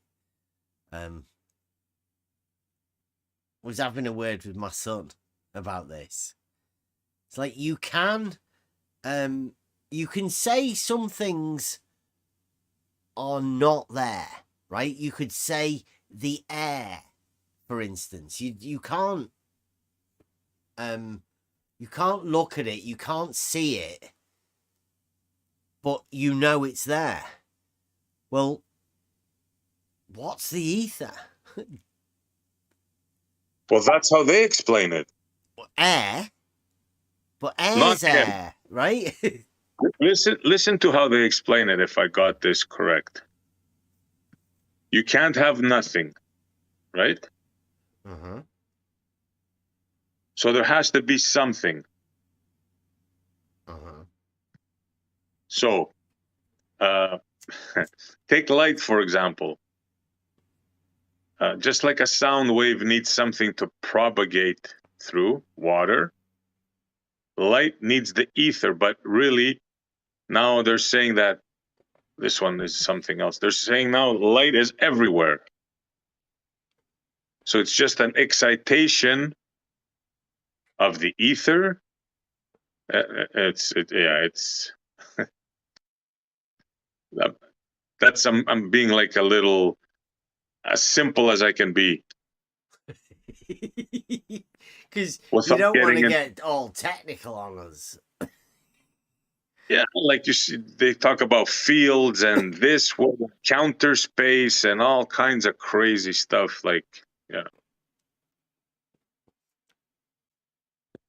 You're starting to sell me, I see. I'm starting to believe you. Hey, don't kill the messenger, right? I'm just saying what I got from, what they're saying about this ether. No, it sounds very plausible. It works in 2D, right? It works as a canvas, right? You need the canvas to paint the picture on. But once you enter 3D, there is no space for you to put the canvas. The 3D's already been established. There's no extra bit for you to squeeze in a canvas. Somehow he painted the picture just fine. Chaiki thinks I was mumbling. Yeah, it does sound like mumbling, really, if you think about it. It might be your ears, Chaiki. I think that might be your problem, mate. I think Or- you've got ear problem. You can't hear Come in and yourself and explain you us think yes, ether. he's mumbling. Chaiki, It come in seems and explain us ether. he can now at home me instead of Beth. So he has excuse. I just muted myself on Discord, and for a few seconds I could hear YouTube, and I heard that your level voice is similar to Chaiki's voice. That's it. Yeah. And now he's calling me a liar. I cannot help this. I've got levels here. I can see where the levels are. And yeah, there's nothing wrong with Chaiki's. Chaiki, how could you not mumble when trying to explain ether? How the hell can you explain it? Tell me. We all know he's got no proofs, and that's why he had to run out. I mean, Chaiki's doing well about himself. He's pushing himself well. Listen to him at how many times his name's been mentioned. We're on a live stream talking about him. He's the man. Go on, Tanks. Are you here? So Chaiki has proof. Go on. Chaiki has proof of the ether.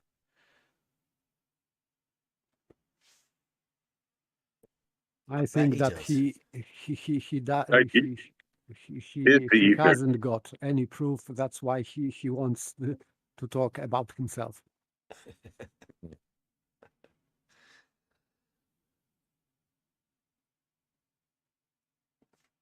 Should I have said it's dielectric electricity and the quintessence? Would you like me to talk like that? Chaiki, technical stuff. In waves and vibrations. Yeah. You would have liked that better, huh? The dielectric capacitor of the...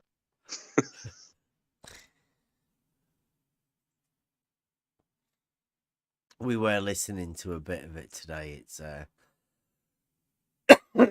so it's becoming, I think, a comedy. But hey, I don't want to upset anyone.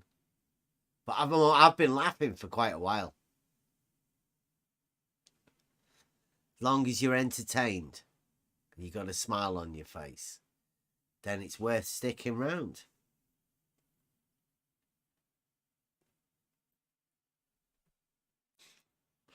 Oh, he's calling you, Tanks. Why did you say Chaiki had a proof?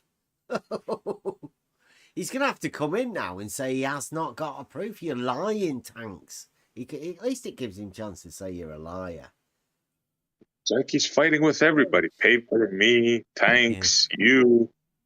How dare you say I have a proof?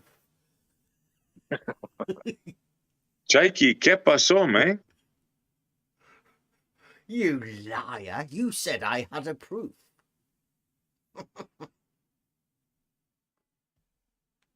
Sorry, Chaiki.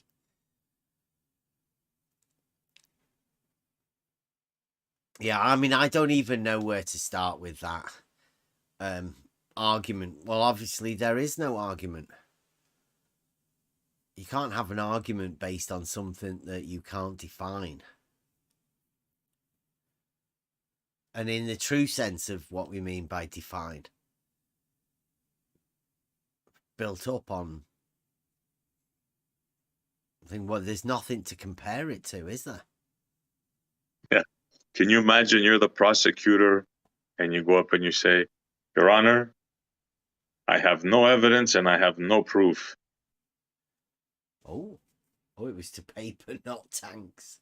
Oh, Tanks. Sorry, man. Whoa. You do have proof of the ether. Chaiki, is that what you're saying? Paper has proof? Well, Tanks has proof? No. Tanks said that Chaiki has proof of the ether. And Chaiki said, I did not say one word about the ether, you numpties. Once he gives me the proof, then I'll have the proof too. Yeah. Well, come in, Chikey. I'll turn you up to 200. Get everybody to turn their fucking things down. How about you, Tanks? You've been around. What's your opinion on this ether stuff? It's an interesting way to look at it, and if Shaky has more some kind of proof, I'll look at that too. No, what's an interesting way to look at it? Induction rather than speed. Yeah, that's Theora Apophis' thing. I don't know about that. I don't know what that is. That's the bald guy. What's his name? Ken Wheeler. Sir Wheeler. Yeah, no, it's a very interesting way to frame it. Yeah. Yeah, rate of induction. There's no speed because it doesn't travel because it's always there. That story you're saying, right?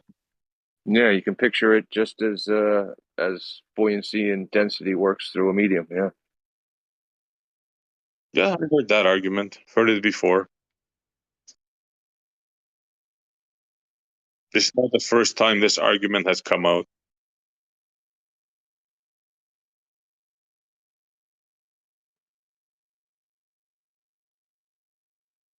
In other words, the light does not travel.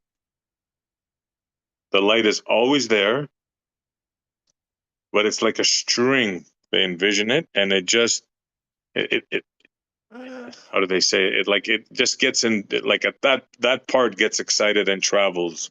Well, it doesn't. They don't even say it travels. They don't even use that word. No. It doesn't no. So it's like I mean, a string is I guess it's not a bad way to look at it. String. I've heard the comparison. I think somebody sounded like Chucky, but they says that, you fill so the light is the flame, right? That's light, flame, right? You fill a room with propane, and as you energize it, right, and you spark a lighter, then the flame will travel. The propane was always in the room. Well, propane maybe not great because I think propane sinks pretty easily. But so now we record the rate of travel of the flame. Rate of induction or something, right? Yeah. Mm-hmm. Yeah, we've heard that one. Yeah, so we're just measuring the flame, right? That's lighting the gas that's already in the air.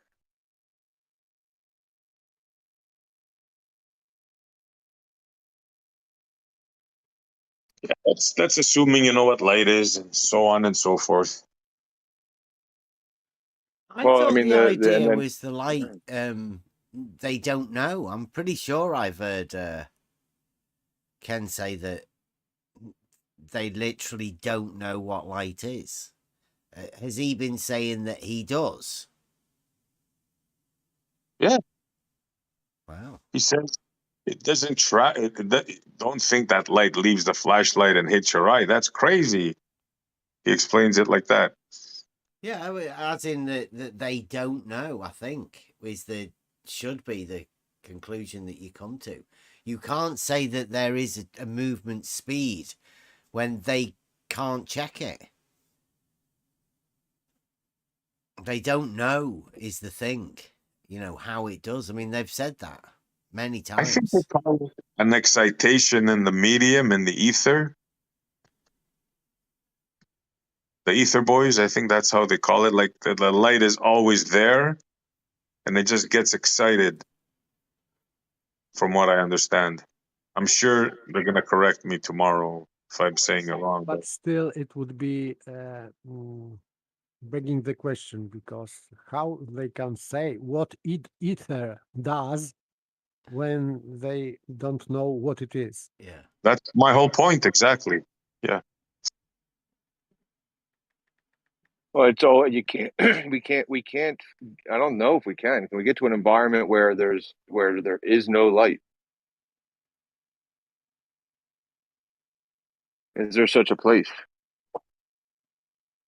Well, I've had that argument with Whitsitt, and the way he says it, it's that he's talking about the whole spectrum, the whole electromagnetic spectrum, not just visible light. So if you want to make that argument like that, I guess you can, but they use the word light, you know?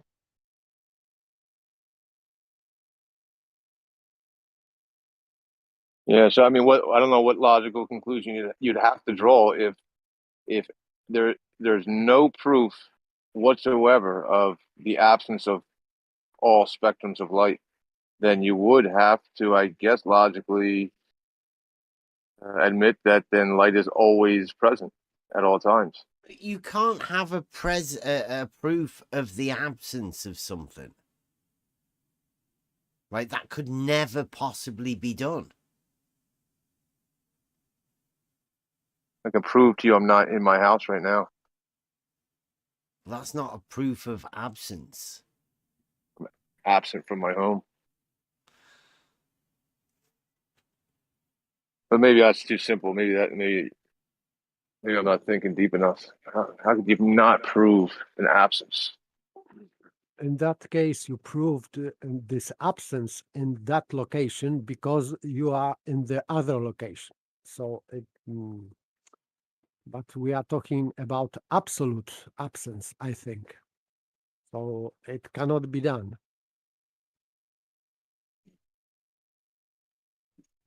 In a way, simply, I would say, you cannot predicate upon nothing because there is nothing to predicate upon. If you can't do that, then you can't formulate an argument about it.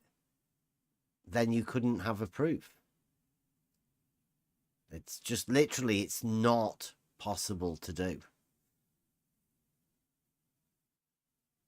And even if ether exists, if we don't know what it is, then there is no subject for predication, because we are predicating on somehow defined things, like black cat, for example. We have defined cat. This is subject, name, and predication, color, for example. But if we don't know what ether is, so even if we are trying to predicate on it, we don't know what we are predicating upon. So this is another nonsense, because if we say that unicorn is black, and we don't know what unicorn is, so why we can tell that he is black? So this is a bunch of nonsenses. There is no way to produce any argument that way. Well, look, one side says it's a packet. A light is a packet of energy, quanta, right? And it travels. And the other side says light is always there, and it gets excited in a medium. Yeah. So the one side, SC, then is showing you that over there's the absence of light. There's no light, and I'm now going to shoot this light and make it travel to that area where there was an absence of light. Yeah. And the other side says no, light is always there, and you're exciting the medium. From what I understand. But it would mean that the light is phenomenon of the medium and not light itself. So it would be separation, light from medium, and light itself would act like catalysator in chemical fusion, or what it's called.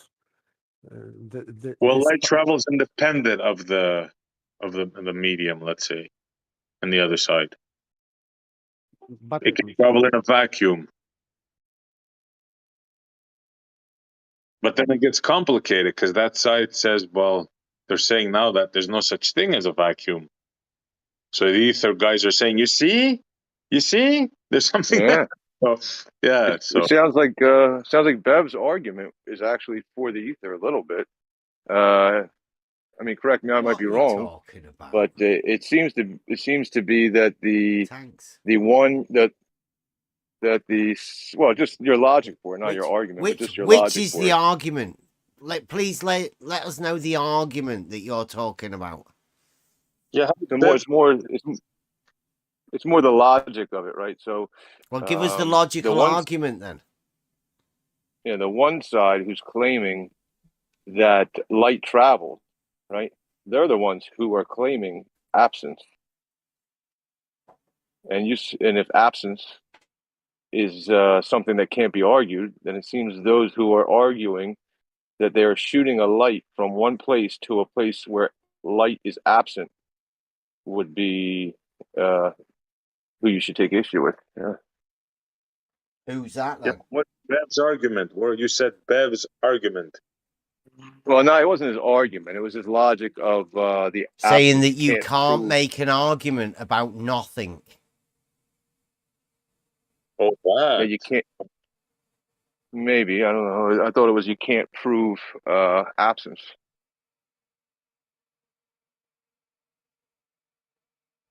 You can't make an argument about nothing. Same thing.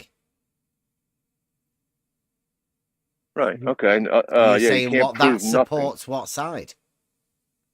So if you can't prove nothing, it seems that only one side of their argument is claiming that there's nothing, and that would be those who claim that light has a speed and it travels. Is there any from point side A to that point B. claims you can prove anything? I believe so. I believe Right, the so one with side the side that says you cannot prove nothing, you can't even make an argument for it. We claim that there's only one side that can prove something, so they'd be the only side that can prove anything. I get confused when we talk about sides and not actually declare the individuals on that side. Well, what do we call the one side? Yes, that's what I mean. Like, we don't know. I don't know what side you guys are talking about because you're talking about sides, not the actual argument. Yeah. That was Tanks that was saying that my statement that you can't make an argument about nothing supported one side, but he's not stated what the argument is or what the side is.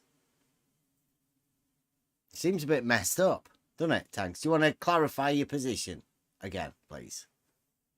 What we the one name? The one is named Ether. Okay, we'll name it Ether. What's the other one named? Light speed. Call it particle for a lack of a better term. Particle side. Yeah, go on. Sure. Yeah, I'm good with that. Helps. Yeah, it seems like the particle side is the one claiming that they have proof of nothing, of the absence of light.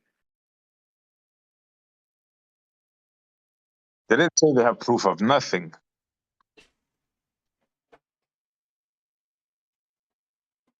Would that be the flat Earth debate side? Yeah, I'm not sure. The light is hitting a plate, right? You're talking about the quantum experiment now. That's something. No, let Tanks finish. Don't get distracted. Yeah, Tanks was telling us about how this works.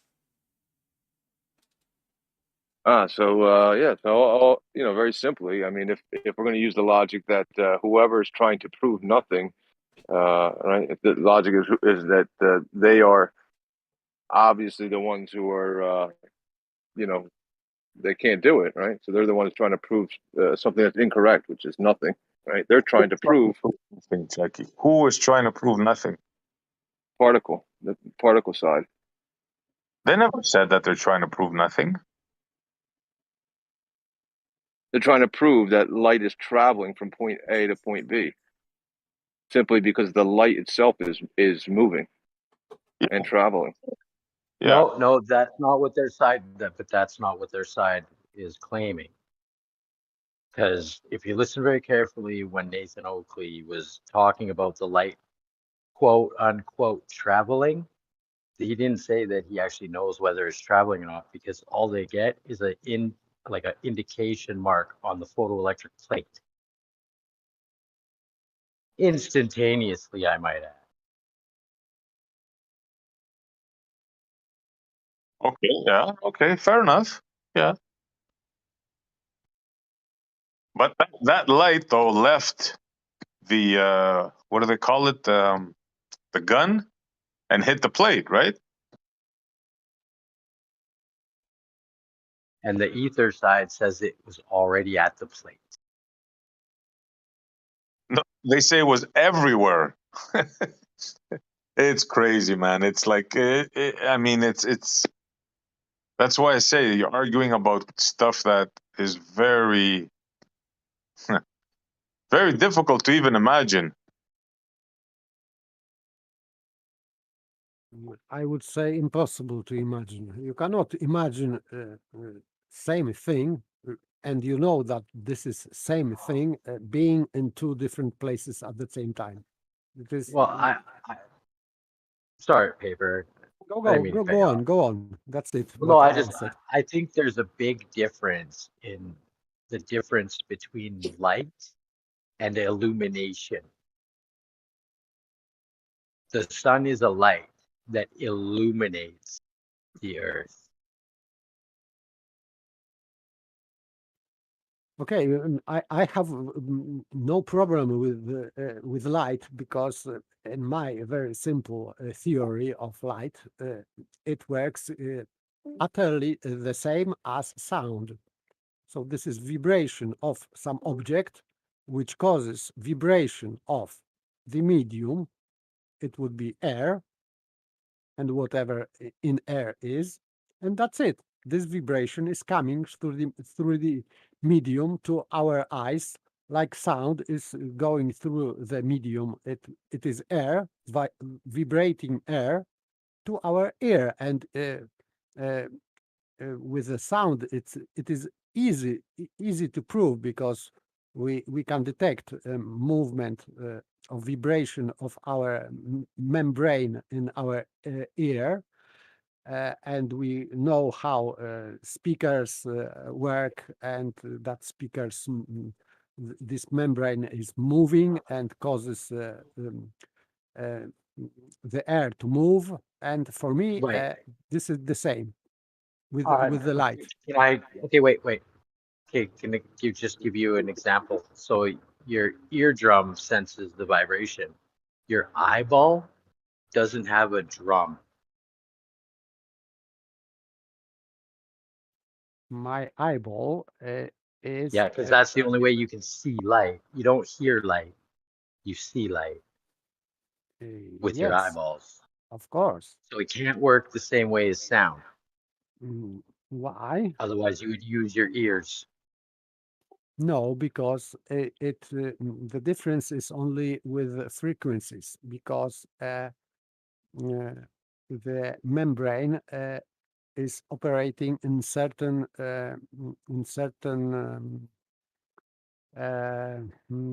frequencies. So Right? So does your if eyeball the work on the frequency? yes, because the higher frequency, the more power you need to overcome the inertia of the object of a membrane. So if the frequency is too high, the membrane would not respond.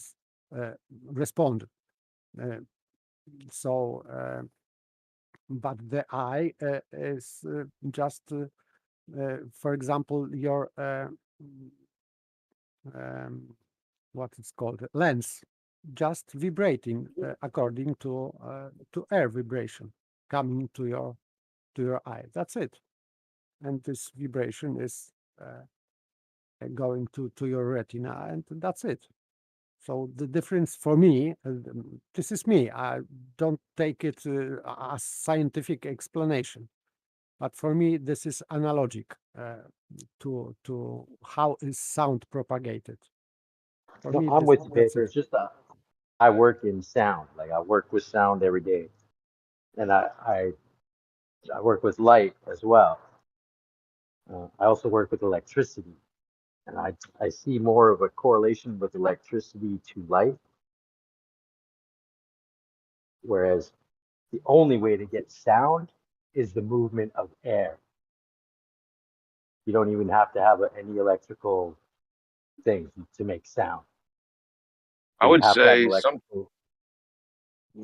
Yeah, go ahead. Go ahead. I would say sometimes you can hear when a light is going bad, or you can hear. I mean, you have a different. When it's when the moon is out in the middle of the night versus when the sun is coming up, there's a different, almost like a pressure or something, almost like a different sound in the air. You can hear when your headlights go on and somebody turns on a high frequency light. You can hear these things. You can hear light. I wouldn't say that I even ever heard the light, but for me this is simple explanation how it would work, and the difference is only with inertia of the resonating object, because your your membrane ear membrane is just the receiver, so is resonating with air, yes. So this is this link. The air is transferring this vibration from the object, like speaker, for example, to your ear, to your membrane, and it is your membrane is just resonating. And so that's how the sound is coming to your ear, and therefore to your brain, etc. But I think that the same it can be with the light, just resonating your lens, eye lens or glass lens is resonating with air. But of course, you cannot detect it because you can see, for example, a vibration of the speakers. The lower frequency, the better you can see that. And you can even feel the movement of the air.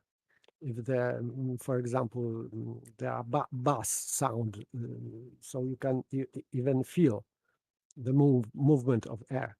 But the frequency for the light would be so high, this vibration, that you cannot detect it by any touch sense, or you cannot hear that, because the only receiver which could resonate with that would be your lens. So you cannot check it anyway, because you will need something with higher frequency to check the lower frequency. You cannot check lower frequency to check higher frequency. I think that's why you cannot check the property of the light, because you have no tool for that. Not equivocating sound with light. Different frequency. Oh, yeah. I mean, that's my take on that, because I consider light and sound as phenomenon of vibration, just vibration. so you go with the frequency wave. Wave, but not wave, because the wave is bad name, because wave is, for example, the image on the oscilloscope, but it sound doesn't behave like that. It's just vibration moving back and forth and creating disturbance in pressure. So higher pressure, lower pressure. Yeah, I mean, Moving that's back, what I back and would forth. call a wave, though. Yes, yes. So in that meaning, yes, yes. Because I mean, like, I directly relate that to water, and you can directly relate that to the pressure. Yes, yes, because and that in that meaning it would correlate with statement that the light is not moving, because if you have wave, for example, if you have perfectly still water and you drop stone, the wave will go around and will go further and further, but in fact the water is not moving. Yeah, Only I mean, I can understand that with sound, right? Because that seems to be the way you hear things. There is obviously with things like lightning, you can tell that that is a distance away and the sound reaches you afterwards. That's Yes. directly relatable to that wave thing. But the fact that you see the light first, I'm not too sure how you can relate that. Because it means that the so-called sound waves are very low frequency in comparison to light. To frequency of the light. And What's waving in a vacuum then? nothing. I don't say that you can have light in a vacuum like sound. So for me, this is just impossible. But you've seen light in vacuum chambers. Admittedly, it's not a perfect vacuum, of course, but so if it is not perfect vacuum, it means that there is some medium to carry this vibration on. For me, even if it is very rare. okay, that's like an ether kind of a idea. No, why? Just medium, more rare. Medium, yeah, that's what they call it. Yes, but for me, this is just an air. Just regular medium. Yeah, gotcha. Yeah, No, I understand the normal. distinction. Yeah. So this ether would be a fifth wheel in the car. It would go under cut of Occam's razor in logic. So not necessarily entity in theory. So we can just throw it out. Yeah, light is one of those things, one of those mysterious things.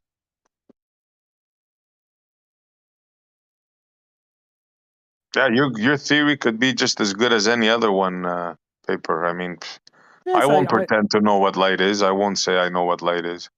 I don't insist that this is scientific, but that's the way that I can explain for myself how it works, because I think that this is our senses are based on frequencies, and the highest frequencies are to be seen as light, and lower it would be heat.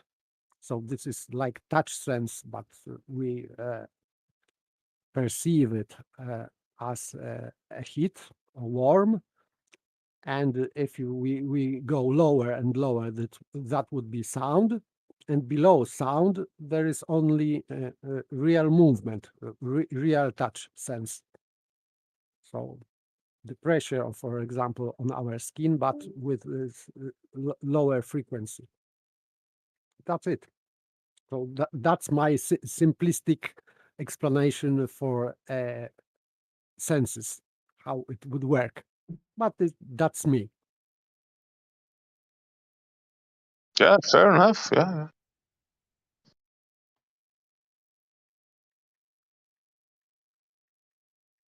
I was just reading a little bit about while you're talking about that, uh, about how deaf people can use light to hear. Right? If they can translate frequencies to, but I think that they still are seeing things, not hearing. They are not using membrane, ear membrane for that. If, for example, their defect is that the membrane is not working, it would still not work. But they are translating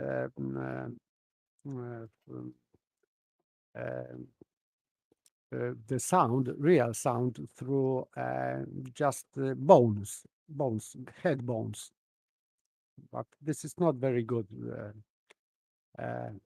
because higher frequencies are not taken into consideration because bone has its limit. So, but they are doing that with these devices which people are carrying on their heads to hear.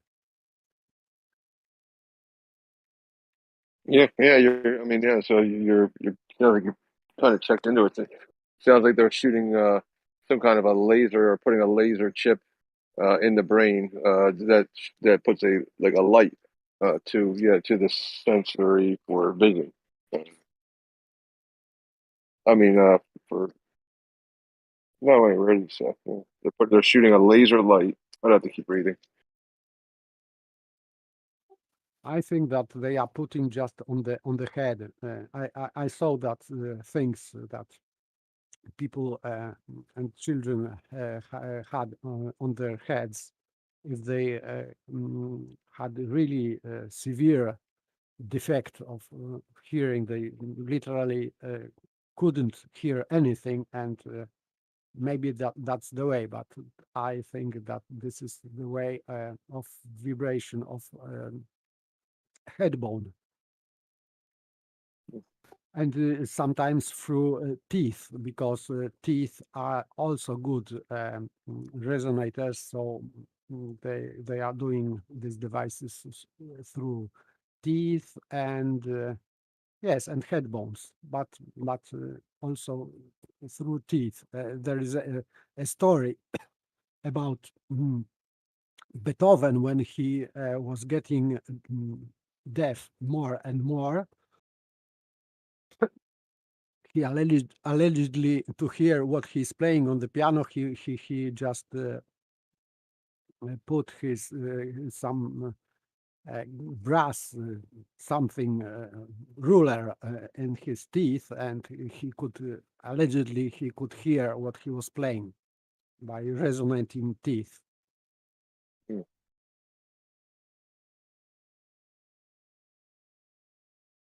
Yeah, that's easily understood with vibration, with sound, but with light, it's a little bit more tricky. Like, I'll give you one example, paper. The light of the sun, it has a property of it can make plants grow. Yes. Now, we can also reproduce that electromagnetically. I'll give you that right off the bat. But think about it. Is it Yes. just vibration? Wait. By still, there is a light, or not? Yeah. I'm not saying So there's no light. I'm just saying what the property of that light has.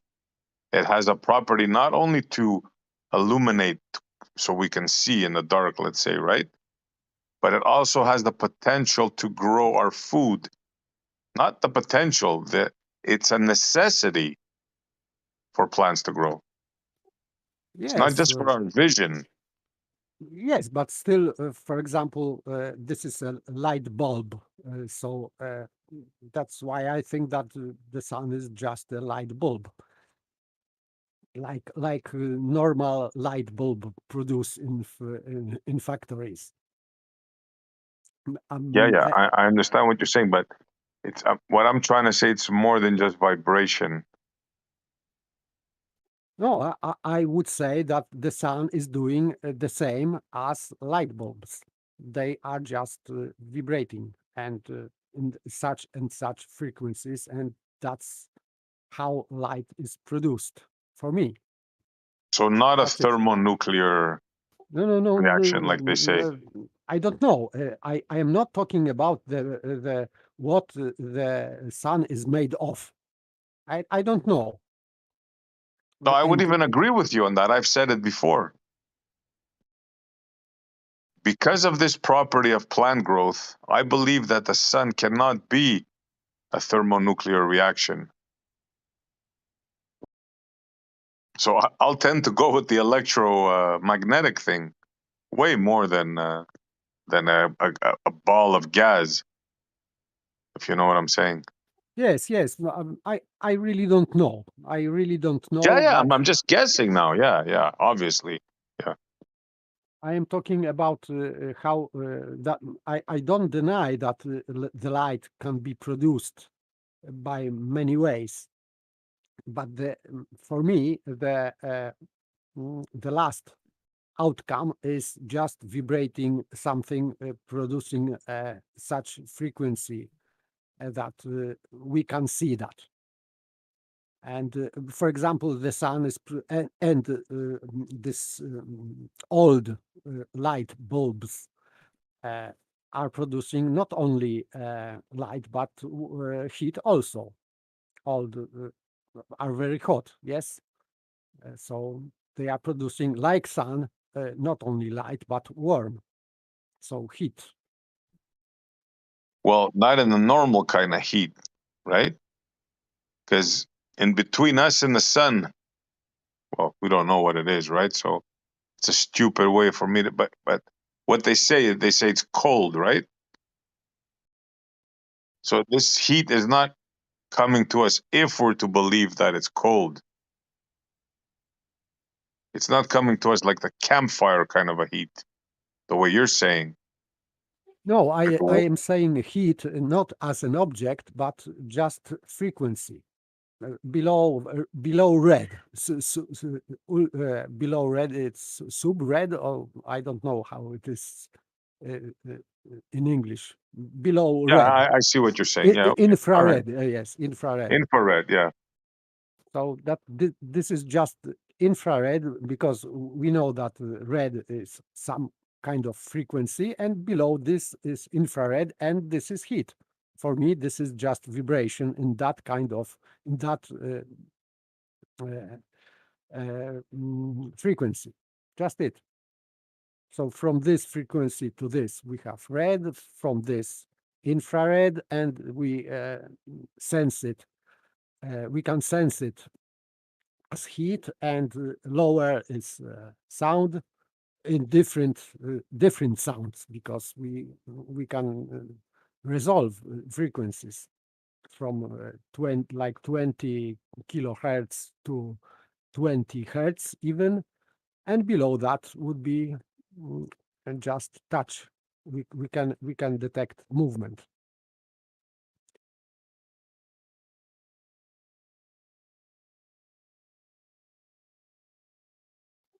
But I don't believe anyway in that nuclear and whatever this. I don't believe in modern atom explanations. These protons, neutrons, this fairy tale story for me. Yeah, I can agree with that, definitely. Like I said, we don't know what the sun is, so I can't argue with, yeah, anybody could say anything, and yeah. There's a the Chinese started growing. They have a food shortage. Maybe 3 or 4 years ago, they started doing it. They have a major food shortage, and they built these plants, not plant. They built these warehouses where they would put mist in the air, a little bit of water mist, I guess water vapor, very small amount, almost no soil, and then they would hang copper wires from the ceilings and put a very low voltage through the wires, right? Mist in the air, almost no soil, and they are growing plants 4 times as fast, 3 times as big as they used to. Just not than natural agriculture. With artificial lighting, or I don't think there's any lighting. that's impossible. There's no way to grow plants without light. Sorry, bro. Of that, I am certain. I never rely on that kind of news from somewhere in some laboratory they invented something, and I have no idea how someone can check it. So it is not verifiable for a normal Well, it's called person. electroculture, I believe. Without light. I'm not sure about without light. Sorry? I'm not sure if it's without light, without natural sunlight. No, I'm not saying it has to be sunlight. It could be artificial light.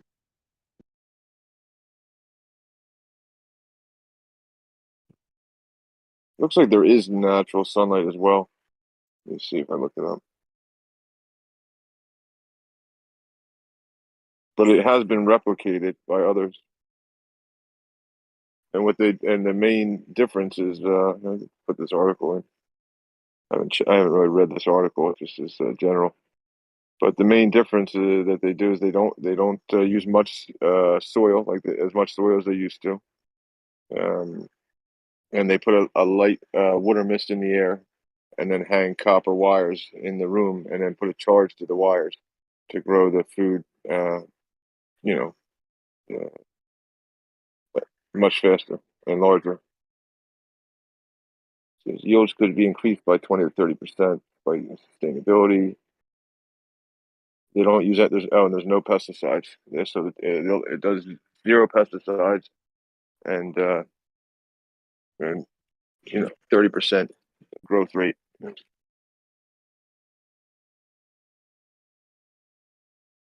50,000 volts. It says here, rapid pulses of positive charge up to 50,000 volts. These high volts burst. They kill bacteria, viral plant disease, both air and in the soil. Surface tension of any water droplets in the leaves and plants.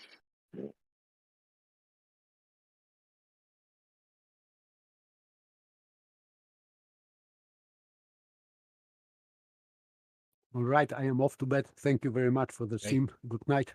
Thank you. Good night, paper. Yes. Yeah, I think it's time for us to end this one tonight. Tomorrow will be a trivium.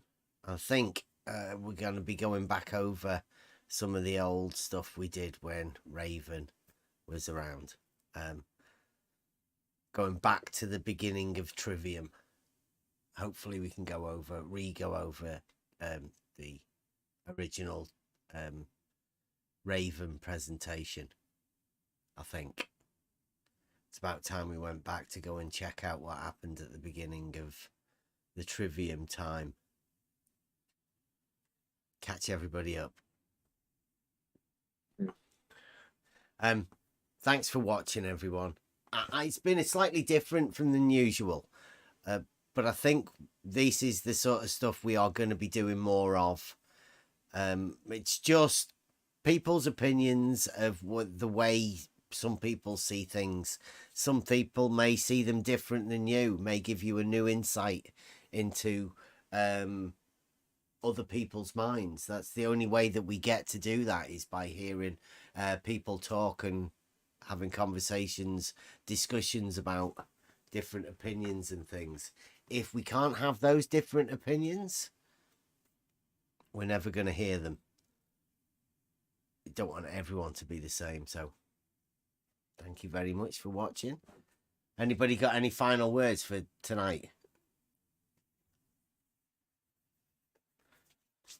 No? Okay, let's get a Buster song ready. Logos on the way in. What we having on the way out? Gonna have to sort one of the Buster ones. Buster did do a live show. I will be cutting a few of those and making a video for them. Yeah, the freestyle one. So, yeah. That's freaking heavy, that one there. Yeah. So there will be loads more Buster live songs being done, videos for them as well. Some amazing new tracks that Buster's got going. Anthems for what we do here. Anthems of the Logos.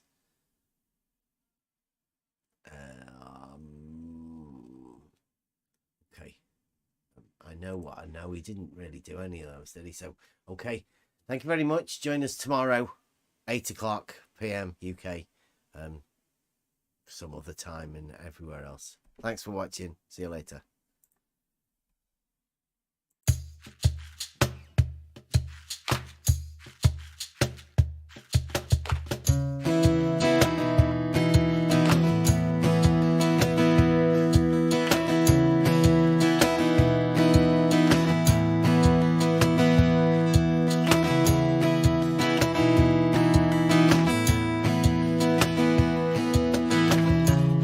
Double theme clouds your mind.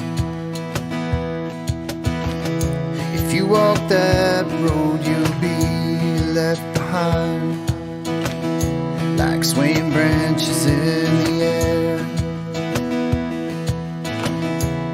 lost in confusion, filled with despair.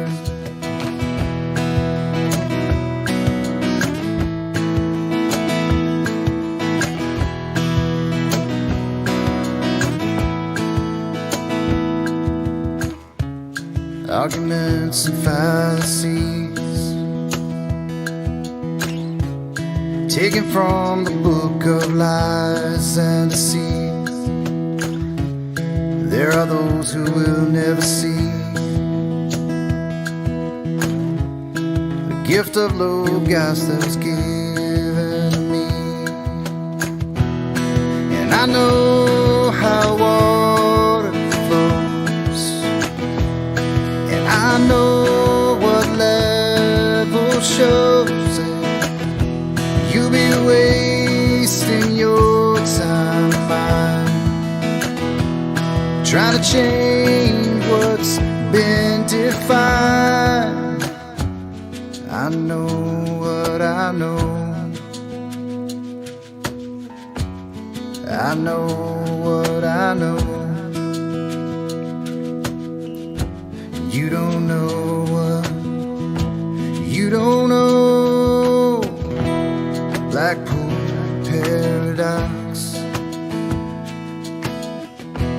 You think it's measuring, but it's not.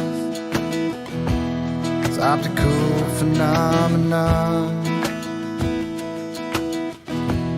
All you fools think you know what's beyond. I know how water flows, and I know what level shows it. You'll be wasting your time trying to change what's been defined. I know how water flows,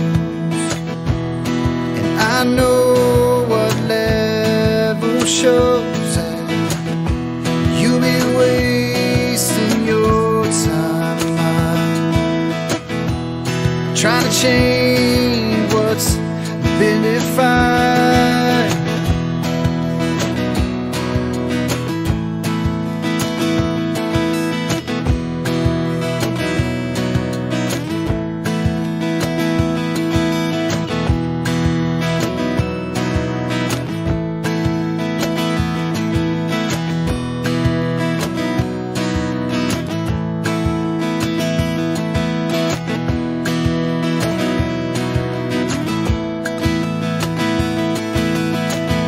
Horizon means the line where the sky meets the earth. Yeah.